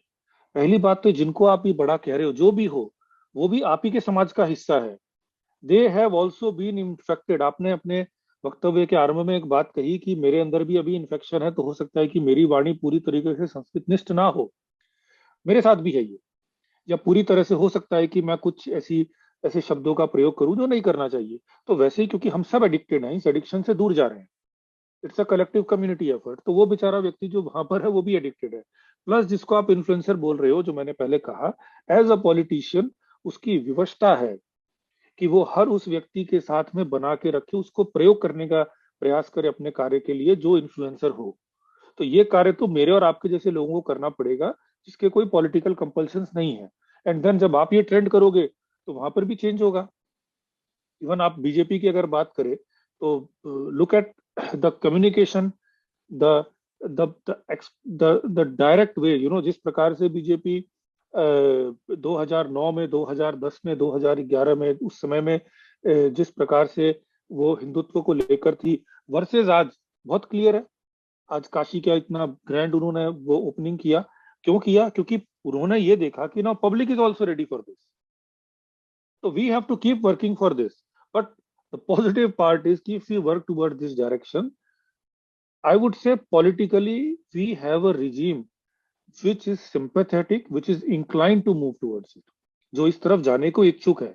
अब जैसे कोई अभी किसी ने बात किया, वो आरएसएस वाले से बोला कि ये अयोध्या तो हो गया, ये मथुरा काशी के विषय में आपका क्या विचार है? तो उन्होंने बहुत अच्छी बात बोली कि नहीं, मतलब पब्लिक में अगर ये चीज का जैसी मोमेंटम बनेगा वी विल सपोर्ट इट। तो अंदर से सपोर्ट करना चाहते हैं, मगर ये मोमेंटम क्रिएट करना ये तो हम, मेरे और आपके जैसे लोगों का दायित्व है।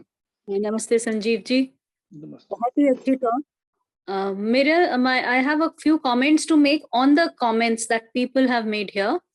एक तो कमसिन वाला जो आपने कहा था, मेरा वो कमेंट हमेशा डिलीट कर देते हैं यूट्यूब से, क्योंकि 51 साल के प्रॉफिट ने 6 साल की आयशा से शादी की थी, और जब वो 9 साल की हुई थी तो उसे कॉन्जुमेट किया था।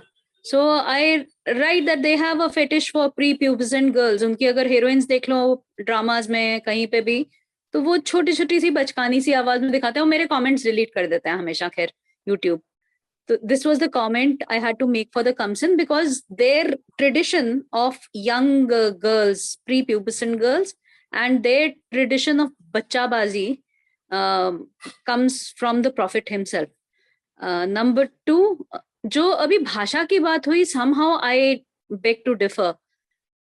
I come from Punjab and I come from Pakistan side of Punjab, और मेरी भाषा में उर्दू मिश्रित है, हिंदुस्तानी है हमारी भाषा।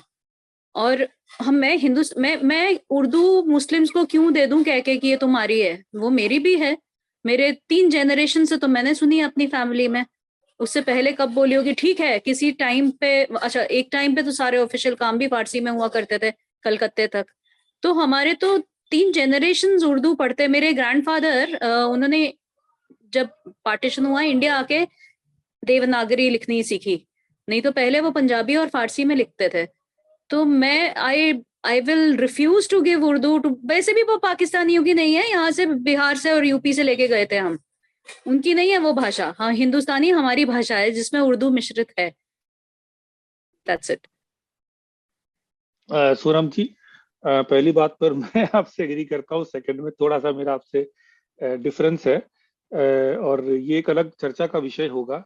बट इसमें मैं बस ये कहना चाहूंगा कि ये बिल्कुल आपने सही कहा कि कई जनरेशन से हम पारसी का प्रयोग करते थे, देवनागरी लिखनी भी बाद में आरंभ की, मगर वो इसलिए क्योंकि उस समय में Bharat was forced to be under a regime of Islam, of Mughals, जिन्होंने फोर्सिबली इसको स्टेट की भाषा बना दी थी, जहां पर उन्होंने बाकायदा वो पूरी की पूरी एक ये इनके फतवों के द्वारा फोर्सिबली, बल्कि इनके यहाँ पर तो ये उर्दू भी नहीं, ये तो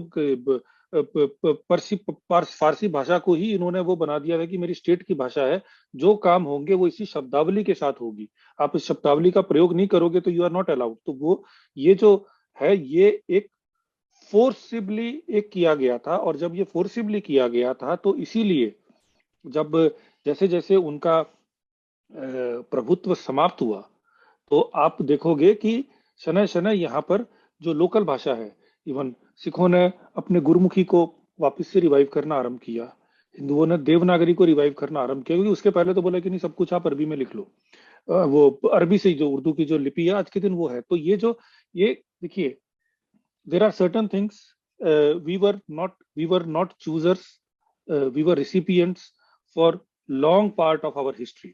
तो उस समय में हमें जो एक संस्कृति के रूप में जो फोर्स करके दे दिया गया था, हमारे पास में कोई ऑप्शन नहीं था। जब ये चीजें टूटी तब, बल्कि ये जो आप जो संस्कृत निष्ठ वाली बात कर रहे हो, तो मैं आपको ये भी बताऊं कि ये जो आपने कहा ना कि सीखी यहाँ पर आके, तो वो सीखने का भी ये जो पूरा ये जो भाषा में संस्कृत भाषा का अधिक बाहुल्य होना चाहिए और विदेशी का ये कम होना चाहिए, इसका सबसे पहले कैंपेन भी या ये मूवमेंट भी ये पंजाब से ही चला है। तो मैं डेफिनेटली एक आर्टिफिशियल भाषा के पक्ष में नहीं हूं, मगर ये बात भी सच है कि यदि मुगलों ने हम पे या मुसलमानों ने हमारे ऊपर में इन्वेजन नहीं किया होता, तब हमारी जो भाषा होती, वो इन्वेजन नहीं होता तब हमारी जो भाषा होती, वो भाषा अभी से भिन्न होती।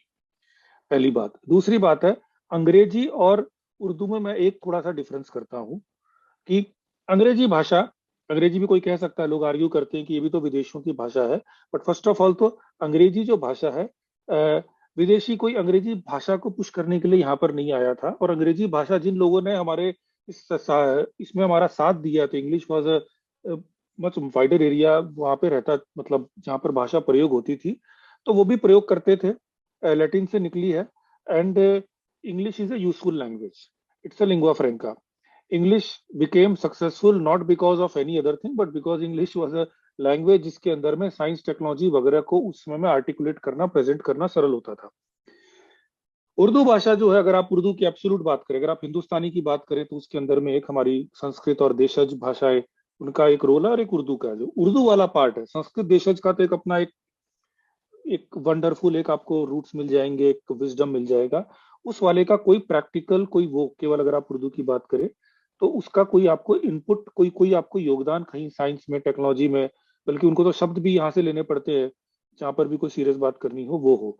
तो इसीलिए एक ये चला कि जब when we are now finally being able to become free, तो हम अपने आप को अपने मूल संस्कृति, मूल धर्म की तरफ ले जाने का प्रयास करें। तो ये है। और हाँ, ये जो आपने बात करी कि हाँ हम उनको क्यों दे दें, बिल्कुल मैं एग्री करता हूं कि ये हम अपने रिफॉर्मेशन का काम कर रहे हैं। बट ये बात भी सच है कि अरेबिक इन्फ्लुएंस इस भारत में इन्वेजन के थ्रू आया, and that is why it should be our duty. मतलब ये मेरा मानना है, we can have a longer discussion on this. ये मेरा मानना है कि हमें इस इन्फ्लुएंस को कम करके जो हमारी मूल संस्कृति, यदि इन्वेजन नहीं हुए होते और जो हमारी भाषा का प्रारूप होता, उसकी तरफ अग्रसर होना चाहिए। धन्यवाद। एक थोड़ा सा फॉलो अप कमेंट, मैंने हिस्ट्री ऑफ इंग्लिश लैंग्वेज पढ़ी है, being an English language student. तो उनपे फ्रेंच ने ऑक्यूपाई किया, तो उनमें फ्रांसीसी वर्ड्स आ गए। हाँ बिल्कुल किया तो वो आ गए, तो उससे ना भाषा रिच होती है। अब मैं काफी सारा स्पिरिचुअल लिटरेचर ट्रांसलेट करती हूँ इंग्लिश से हिंदी में। मैं आपको बता रही हूँ, हिंदी में शब्द ही नहीं है इतने जितने इंग्लिश में है। इंग्लिश में रियलाइजेशन, अवेयरनेस, एनलाइटनमेंट, सबके लिए अलग अलग वर्ड्स हैं। हिंदी में ले दे के मतलब वही है, एक दो ही आपको ज्यादा मिलेंगे नहीं। चैतन्य मिल जाएगा, या welcome to Sanskrit, welcome to Sanskrit. And Sanskrit भाषा अगर आप देखोगे, संस्कृत इज द ओनली भाषा इन द वर्ल्ड जहां पे you can generate words as per the requirements. और Sanskrit has the largest, Sanskrit mind you, even with the available number of words, जो generative बात को छोड़ दे, it has the largest number of words ever in the across all languages. And that is the beauty of Sanskrit. कि आपने जो ये बोला चैतन्य, तो चित्त शब्द से चैतन्य शब्द आया है। हिंदी ने क्या, आप सही कह रहे हैं, कुछ एक वर्ड्स विशुद्ध चैतन्य मैंने लिखना शुरू कर दिया for awareness, full awareness, but still awareness, realisation, चेतना, एक दो ही वर्ड्स हैं। और बहुत सारे वर्ड्स तो ऐसे हैं, चेतना या जागृति। अब आप अवेकनिंग को क्या बोलोगे? जागृति बोलोगे, sounds like a women's NGO. But वो इसलिए मुझे ये हिंदी में आती है, हिंदी में इतने नहीं है। वो इसलिए है क्योंकि हमने इस प्रकार से उसको प्रयोग करना आरंभ कर दिया। हमने जागृति शब्द आया है असल में गम धातु से। गम मतलब अगर वो करे, अगर जागृति मतलब कि गब धातु अर्थात मूव करना। तो जो इस योग्य बन गया कि अब तक मैं निश्चेष्ट पड़ा था, अब मैं मूव कर सकता हूँ, आई कैन बिकम डायनामिक, उसके लिए जागृत शब्द आया है। तो खैर एनीवेज ये एक अलग चर्चा है, but I think that is why I say, that is exactly the reason why I say कि संस्कृत को करना चाहिए। बल्कि मैंने तो कई ये प्रमोट किया, most of the words even in French, आप जो बोले फ्रेंच से ले लिया, उन्होंने जर्मन से ले लिया, उन शब्दों के भी आपको, अधिकांश शब्दों के मैं आपको एक संस्कृत रूट दिखा दूंगा। दैट आई अग्री, बिकॉज सारे ही, ये तो स्टडी है इस पे कि सारे ही जो लैंग्वेजेस हैं, इवन अब आप एक सिंपल सा वर्ड लीजिए, मात्र संस्कृत में फॉर मदर, लैटिन में इट इज MATER, फारसी में जो एंशिएंट लैंग्वेज है इट इज MADER, माद्रे या मात्रे या मेटर, उसी रूट्स पे सारे हैं। एग्जैक्टली, लैटिन में भी है। मार्केट शब्द है, मार्केट शब्द आया है संस्कृत के मृक्षत शब्द से। मृक्षत अर्थात वहां पर जहां सामान इकट्ठे करके रखे जाते हैं। एडिशन करते हो, एडिशन शब्द आया है संस्कृत के अड्ड शब्द से। अड्ड यानी चीजों को जोड़ना। आप जो काम कर रहे हैं, I am very proud of it, specially because I am not able to do it. तो आपको बहुत बहुत धन्यवाद। मैं अपना पिक्चर शेयर नहीं करना चाहता, उसका रीजन मैं आपको मेरे प्रश्नों से बता दूंगा क्यों नहीं करना चाहता। पहले ये जो सिनेमा के ऊपर बात हो रही थी, स्वरा भास्कर जिन्होंने ममता बनर्जी से मीटिंग किया था, उन्होंने बंगाल में जो वायलेंस हुई थी, पोस्ट पोल वायलेंस, उसके ऊपर कुछ बात नहीं किया। और उन्होंने ट्वीट किया था हिंदू फोबिया के खिलाफ। I mean she literally tweeted saying it is NRA Sanghi created word, there is no Hindu phobia. और जब अभिजीत सरकार ने रश्मि सावंत को स्टॉक किया था ऑनलाइन, उनको भी स्वरा भास्कर ने ऐसी कुछ टॉन्ट किया था। तो आप ये जो एटीट्यूड है बॉलीवुड में स्पेशली जो टुवर्ड्स जेनोसाइड टुवर्ड्स हिंदूज, वो मुझे बहुत इमोशनल कर देता है। Specially when it comes to Pandit genocide जो हुआ था, 300,000 पंडित्स को मार दिया, 15,000 भगा दिया गया, 15,000 को मार दिया गया। उसको जब हिंदू फोबिया ना कहा जाए तो और क्या कहा जा सकता है उसको। तो वो एक प्रश्न है, क्यों, why do they deny Hindu phobia so blatantly. दूसरी है कि वो फ्री स्पीच को मानती है, पर जो सलमान खान है जिन्होंने सेक्रेट स्पीशीज डियर को मार दिया था, प्रोटेक्टेड नॉट सेक्रेट, सॉरी, उनके साथ डांस करने लगती हैं, वहां उनको कुछ दिखाई नहीं देता उनकी क्रिमिनल एस्पेक्ट। और जो एलिजेडली उन्होंने रोड के ऊपर फुटपाथ पे जो सो रहे थे उनको मार दिया, उसको दिखाई नहीं देता इनको अपना हिपोक्रेसी या मी टू मूवमेंट हो उन्हीं के अंदर। उसके बारे में जब कुछ नहीं दिखाई देता और हिंदुओं को टॉन्ट करते रहते हैं, ये कौन सी, ये जो हिपोक्रेसी है ये टुवर्ड्स हिंदूज, ये मुझे बहुत हर्टफुल लगता है। मैं खुद हिंदू, अपने आप को थोड़ा एग्नोस्टिक मानता हूँ, पर फिर भी मेरी फैमिली हिंदू है। तो मुझे बहुत हर्टिंग लगता है, क्योंकि मैं दोनों की तरफ बात करता हूँ, both Hindus and Muslims. whenever they are abused, I try to stand up for both. पर जब ये जो सेक्युलर अपने आप को सेल्फ टैग करते हैं, वो जब बोलते हैं कि Hindu phobia does not exist, it is created by NRA संगीस, तो क्या क्या किया जाए और क्या कहा जाए इनको, वो एक प्रश्न है। और दूसरा है जो औरंगजेब को आजकल बड़ा चढ़ा के बोल रहे हैं लोग, specially with professor like Audrey Truschke. मैं US में रहता हूँ, अगर मेरी पिक्चर पब्लिक हो गई ना, तो यहाँ पे कैंसिल कल्चर बहुत चल रहा है, तो मैं अपने आप को पब्लिक नहीं करना चाहता।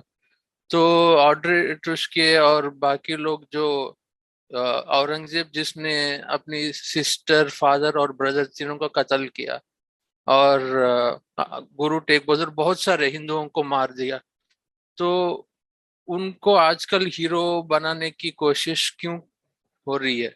आई मीन वो दूसरी प्रश्न है। और तीसरा ये सेम जो मैं स्वरा भास्कर के साथ जो ममता बनर्जी को मिलने के लिए गए थे, महेश भट्ट, जो 26/11 RSS की साजिश बुक रिलीज किया उन्होंने, तो ये झूठ जो फैलाने की कोशिश है बॉलीवुड की तरफ से, डिनाइंग हिंदू फोबिया, 26/11 RSS की साजिश, इसको अगर चैलेंज करो तो बोलते हैं एक्सट्रीमिस्ट, अगर चैलेंज ना करो तो फैलते रहते हैं। तो इसको कैसे कंट्रोल किया जाए? और लास्ट में मेरा क्वेश्चन है, क्या इंडिया में कभी UCC आएगा? ओके, मैं संक्षेप में देता हूँ। मुझे लगता है कि स्वरा भास्कर और महेश भट्ट आदि हिपोक्रेट्स नहीं है, क्योंकि वो अपने एजेंडा को लेकर बहुत ऑनेस्ट है। स्वरा भास्कर जी 2007 में या 2008 में, और जिस समय में यहाँ पर वाराणसी में या कहीं पर आतंकवादी पकड़े गए थे बॉम्ब ब्लास्ट करने के चक्कर में, पाकिस्तानी आतंकवादी जो इन्फिल्ट्रेट कर कर आए थे, उस समय में वो पाकिस्तान गई थी और उन्होंने कहा था कि मैंने अपने फादर के नेवी में या कहीं आर्मी में कनेक्शंस को जुगाड़ करके, हमें वीसा नहीं मिल रहा था, हमने जुगाड़ करके मतलब सेटिंग करके पाकिस्तान की वीसा लिया और वहां के कार्यक्रम में जाकर बोला कि पाकिस्तान के लड़के अच्छे होते हैं, पाकिस्तान के लोग अच्छे होते हैं, लाहौर से बढ़कर कुछ है नहीं।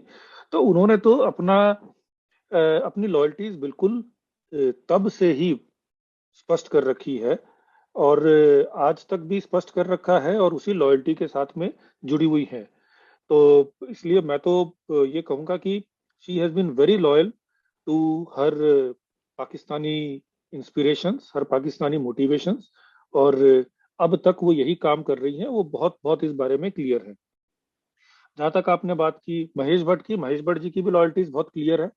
उन्होंने तो एक फिल्म ही इसी के ऊपर बनाई थी कि उसके फादर ने किस प्रकार से ये अपने कुछ अपनी फैमिली के ऊपर में करके, and he made it very clear कि he is practically he has no interest in Hinduism. And वो आरएसएस जो साजिश उन्होंने किया तो उस समय में उन्होंने एक भाषण भी दिया था और जिसमें कहा था कि अब वो वक्त आ गया है कि हमें इसका जवाब देना होगा, हमें करना होगा। तो he has been doing this. He has been sharing stage with Zakir Naik and hailing him as the greatest scholar or whatever. तो इनके तो बहुत क्लियर है। सेम बात है ऑड्री टुशी के साथ में या whatever, I don't know how to pronounce her name. But ये ऑड्री भी जो है वो बहुत क्लियर है, उसको औरंगजेब को ग्रेट दिखाना है because she has a problem with Hinduism. उत्तर इसका क्या होना चाहिए? उत्तर उसका ये होना चाहिए कि keep doing what we are doing and keep pushing, keep pushing it towards them more and more and more and more, and let them feel cornered. अभी स्वरा भास्कर जी कंप्लेन कर रही हैं कि उनको खुद इंडस्ट्री के अंदर में भी लोग अब उनको काम नहीं दे रहे, बेरोजगार हो रही है वो, क्योंकि ये इन विषयों के कारण उनको पसंद नहीं किया जा रहा। तो अंदर में घर्षण हो रहा है, क्रैक्स बनने आरंभ हो गए हैं सामने वाली पार्टी में। तो I don't think there is too much of a concern. What we need to do is कि हमें अधिक से अधिक लोगों तक अवेयरनेस फैलाना होगा और ये बात भी समझना पड़ेगा कि विशेष रूप से मुगलों के इस हैलो को बरकरार रखने के लिए, उसको स्थायी रखने के लिए और बहुत कुछ अभी क्रिएट होगा। जैसे ग्रेट मुगल्स एक सीरियल क्रिएट हुआ, अभी बहुत कुछ क्रिएट होगा। That is their last ditch desperate attempt and we have to just counter it without feeling any remorse या सॉफ्ट कॉर्नर एक्सेट्रा। अब मुगलों के बारे में मैं बता दूं कि मेरी एक पुस्तक है, मेरी और डॉक्टर वाशी शर्मा की एक पुस्तक है नेकेड मुगल्स। मैंने कभी उस पुस्तक की बहुत अधिक पब्लिसिटी नहीं की, कुछ नहीं किया, and we are busy into other things, मगर 2017 में या 18 में हमने लॉन्च की थी इस बुक को। आज तक अमेजन में इस्लाम कैटेगरी की नंबर 1 बेस्ट सेलर है। And if you read that book आपको पता चलेगा कि जिसमें हमने औरंगजेब से लेकर अकबर और ये शाहजहां सबके पूरी परतें खोली हैं। And that book has been consistently the number 1 best seller in India without any marketing. तो विच मीन्स कि ये ऊपर से ऑर्डर टूशी कुछ भी वहां पर बोले और आपका स्वरा भास्कर कुछ भी ग्रेटनेस करे, बबल तो इनका बर्स्ट हो रहा है। So let's just keep putting the pressure. धन्यवाद. Yes, so my question was, are the current actors and actresses aware or are they negligent these things, or are they really hating Hindus? Okay, मैं कहूँगा कि industry में 3 प्रकार के लोग हैं. There are some people who definitely hate Hindus. I don't want to take name because it will become problem for Sangam Talks, but I mean, from their tweets and from their messages, things are very obvious. There are certain people, certain shires, जो कहीं ना कहीं उनको allergy है। उनमें से कुछ अपने फोर फादर्स के ग्रेट फ्रीडम फाइट के कंट्रीब्यूशन के बारे में बताते हैं और जिनके बारे में हमने बताया कि नहीं, वो तो ब्रिटिश के बूट लीकर्स थे एंड जिहाद का कॉल दिया था एंड ऑल। तो there are definitely a set of people जिनको प्रॉब्लम है।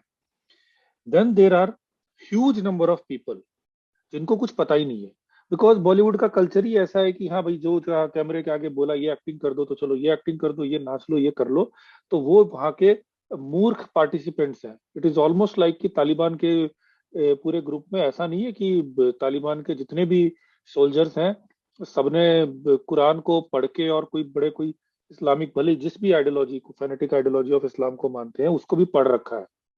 इट इज जस्ट कि दे आर बाकी तो है, बाकी सब चलो साथ में जिससे हमें काम मिलता है वो चलो उसके हिसाब से करो।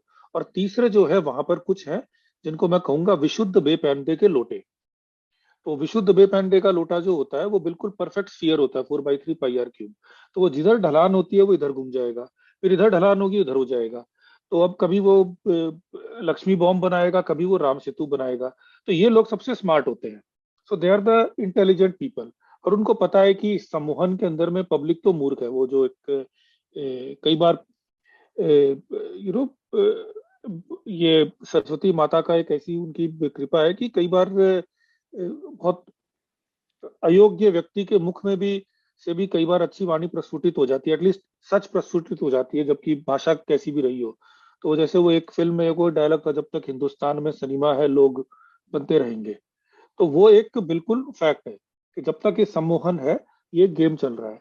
तो ये तीनों का एक मिक्स एंड मैच है। However the people who are behind its funding, जो इसको ऊपर से ड्राइव कर रहे हैं, दे आर द पीपल जो कि there is a big concern. जहां से इनको इनके फंडिंग मिलते हैं, जहां से इनके पैसे की रियलाइजेशन होते हैं, जहां पे इनके ऐसा होता है कि जिसके कारण एक भारत के, हरियाणा के रेसलर्स के ऊपर बनी हुई फिल्म दंगल चाइना में जाकर सबसे हिट हो जाती है फॉर सम क्वेश्चनेबल रीजंस। तो दीज आर द थिंग्स जो उनको ड्राइव कर रहा है। ये जो ड्राइवर्स है they are the real cause of concern. और जिन ड्राइवर्स के कारण कभी किसी एक अपने समय के टॉप एक्टर के यहाँ पर AK-56 मिल जाता है और मुंबई बॉम्ब ब्लास्ट होते हैं और उसके साथ में लिंक्स पाए जाते हैं, वोरा कमीशन की रिपोर्ट नहीं निकल कर आती। और जब कुछ लोग पाकिस्तान जाते हैं तो उनको बड़ा ग्रेट वेलकम मिलता है। एंड पीपल हु आर, जिनकी कोई फिल्में हिट नहीं गई, फ्लॉप फिल्में की है, new actress who has come and film भी हिट नहीं गई है, कोई उसका कैरियर नहीं है, बट देन वो वर्सोवा बीच के ऊपर में ग्रैंड बंगला खरीदती है। तो वो पैसे कहाँ से आते हैं? तो those are the things that cause concern. धन्यवाद। एक और प्रश्न है चैट बॉक्स में। हम सभी किस तरह बारीक निरीक्षण करके बॉलीवुड के दुष्प्रभाव को दूर कर सकते हैं और लोगों को सजग कर सकते हैं? देखिए, एक तो ये कि डेफिनेटली आपके कार्य को थोड़ा सरल बनाने के लिए James of Bollywood regularly clips डालता है और भी डालता रहेगा। और अब ग्रेजुअली हमने थीम बेस्ड क्लिप्स भी बनाने आरंभ कर दिए हैं, जहां पर हम पैटर्न्स दिखा रहे हैं अलग अलग फिल्मों के क्लिप्स को दिखाकर। तो एक तो उनको जितना अधिक हो सके लोगों को प्रमोट करिए। और दूसरा बात है कि देखिए, किसी भी अधर्म का मैं गीता के रेफरेंस में बोलूंगा कि अधर्म का काट हमेशा सदा धर्म ही होता है। गीता में भगवान कृष्ण ने बहुत स्पष्ट रूप से कहा है कि मनुष्य ही अपना मित्र है, मनुष्य ही अपना शत्रु है। तो हमें अपने अंदर के मित्र को जागृत करना पड़ेगा। धर्म की चिंतन, धर्म, देखिए एक लोग भूल नहीं, जो एंटरटेनमेंट की भी बात हुई ना, अभी एक एजम्पशन हो गया है कि एंटरटेनमेंट धर्म से अलग ही होता है, जबकि सृष्टि के आदिकाल से लेकर अब तक तो एंटरटेनमेंट और धर्म एक ही थे। उसी व्यक्ति को जब एंटरटेन होना होता था तो वो भजन गा लेता था, और जब उसको सीरियस काम करने होते थे तो वो अपने व्यवसाय में लगता था। तो ये भजन भी जो थे, ये भजन एंटरटेनमेंट ही था। It was healthy entertainment. जो आप बिल्कुल मगन होकर जो लोग आरती गाते हैं, भजन करते हैं, नाचने लग जाते हैं, ये एंटरटेनमेंट नहीं है क्या? एंटरटेनमेंट, इससे अच्छा आनंद आपको कहाँ मिलेगा? तो कहने का अर्थ है कि हमें अपने भीतर आत्मचिंतन करके, जो हमारे धर्म के मूल स्वरूप है, हमारे धर्म के आधार है, हमारे अंदर जो गीता के ज्ञान है, हमारे जितने शास्त्र है आदि, उनका मुझे लगता है कि अधिक अध्ययन होना चाहिए। अपने जीवन, अपने आचार विचार में अधिक से अधिक धर्म को संलग्न करना चाहिए। अब क्या कारण है कि 2014 के पश्चात, जबकि एक प्रो हिंदू सरकार आई है, उसके बाद में भी लोगों का हमारे धार्मिक ग्रंथों के प्रति इंटरेस्ट नहीं है। वेद नहीं पढ़ रहा कोई, वेद हमारे धर्मों का आधार है। उपनिषद नहीं पढ़ रहे। दर्शन ग्रंथों के बारे में बताऊं, 6 दर्शन, अच्छा 6 दर्शन भी है हमारे, नहीं पता। ये इनके, देखिए इतने समय तक इन्हीं के अध्ययन, इनके ऊपर डिबेट्स होते थे। आप पूरे मध्यकाल को देखो तो भारत के अलग अलग विद्वान जो थे, लोग आपस में आर्ग्यू करते थे। एक ही गीता के ऊपर में रामानुजाचार्य के ने एक अलग भाष्य लिखा, शंकराचार्य का अलग भाष्य है, माधवाचार्य का अलग भाष्य, और आपस में शास्त्रार्थ हो रहे हैं कि नहीं मेरे विचार में आत्मा ऐसी है, नहीं मेरे विचार में ऐसी है। ये जो ऊहापोह जो करते थे, ये अपने आप में ये धर्म का संवर्धन करता था। अब वो ट्रेंड हम समाप्त कर रहे हैं। मुझे लगता है कि उसका रिवाइवल होना चाहिए। अपने ग्रंथों को पढ़ें, उसके ऊपर क्वेश्चनिंग करें, इंट्रोस्पेक्ट करें। और मैं सच आपको कहूं कि ये एक ऐसा आपको नशा इस पर आएगा कि ये सारे बॉलीवुड सबके नशे सब टूट जाएंगे। और जब ये आपकी धर्म की पकड़, जब आपका धर्म की आधारशिला, जब आपका धर्म का मेरुदंड सुदृढ़ होगा, तो अपने आप ये आपको समझ में आ जाएगा कि नहीं ये कचरा है, ये कचरा है, ये कचरा है। वो जैसे जब कोविड होता है तो कई दिनों तक स्मेल चली जाती है, मगर उसके बाद जब स्मेल आती है तो कहीं भी दुर्गंध आती नहीं, यहाँ दुर्गंध है, व्यक्ति दूर होता है। तो ये कोविड का प्रभाव से हम दूर जाएंगे। अपने घ्राण शक्ति को यदि हम प्रबल करेंगे तो अपने आप आपको फिर कुछ करना नहीं पड़ेगा। आपको अपने आप फील आ जाएगा कि नहीं ये गलत है, इसको छोड़ो, इसको छोड़ो, इसको छोड़ो। मुझे लगता है कि और उसके लिए अगर हिंदू ये कहे कि हम क्या करें, हम धर्म को क्या करें, जिसका धर्म का सबसे अधिक, सबसे रिच, सबसे समृद्ध एक एक उसके पास में पुस्तकालय है, एक उसके पास में संपदा है, तो उसके बाद तो फिर बाकी का तो फिर हम क्या कह सकते हैं। तो let us get back to our roots. धन्यवाद। एक प्रश्न और है, राजन जी ने ये प्रश्न पूछा है। आज उर्दूवुड और उसके घटक जैसे नेटफ्लिक्स, रील्स आदि मनोरंजन के माध्यम के रूप में प्रतिस्थापित हो चुके हैं। उर्दूवुड का विकल्प क्या होगा? कुछ सकारात्मक विकल्पों का पर प्रकाश डालें जिससे लोगों को, विशेषतया युवा वर्ग को बचाया जा सके। I see this is a redundant question, so you may choose to ignore it as well. Okay, very briefly आपको बता दूं कि नेटफ्लिक्स ने अभी चिंता व्यक्त की है कि भारत में नेटफ्लिक्स को लॉस हो रहे हैं। और जितने भी ये स्ट्रीमिंग प्लेटफॉर्म्स है, ये सब भी बेचारे ये लोगों का इंटरेस्ट को कैप्चर नहीं कर पा रहे। Financially they are not exciting people enough. तो ये लोग नेचुरली इससे अलग जा रहे हैं। जहां तक आपने बात की ऑल्टरनेट को हम कैसे प्रमोट करें, तो yes definitely there has to be a mechanism. मैं बहुत उसको इम्पोर्टेंट तो नहीं बोलूंगा, बट ये होना चाहिए कि एक ऑल्टरनेट फिल्में भी क्रिएट हो, ऑल्टरनेट म्यूजिक भी क्रिएट हो, या जो क्रिएटेड हो उनको नर्चर किया जाए, उसके लिए ऑल्टरनेट प्लेटफॉर्म्स बने।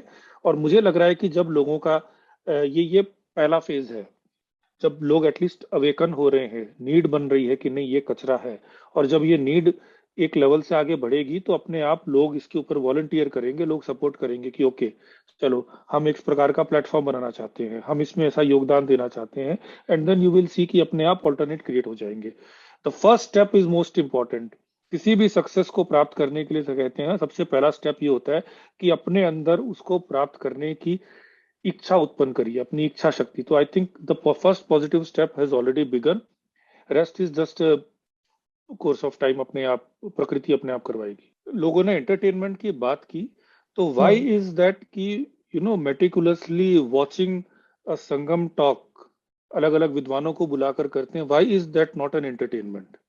हम क्यों इस प्रकार के एंटरटेनमेंट को इग्नोर कर रहे हैं? इजीली अवेलेबल है।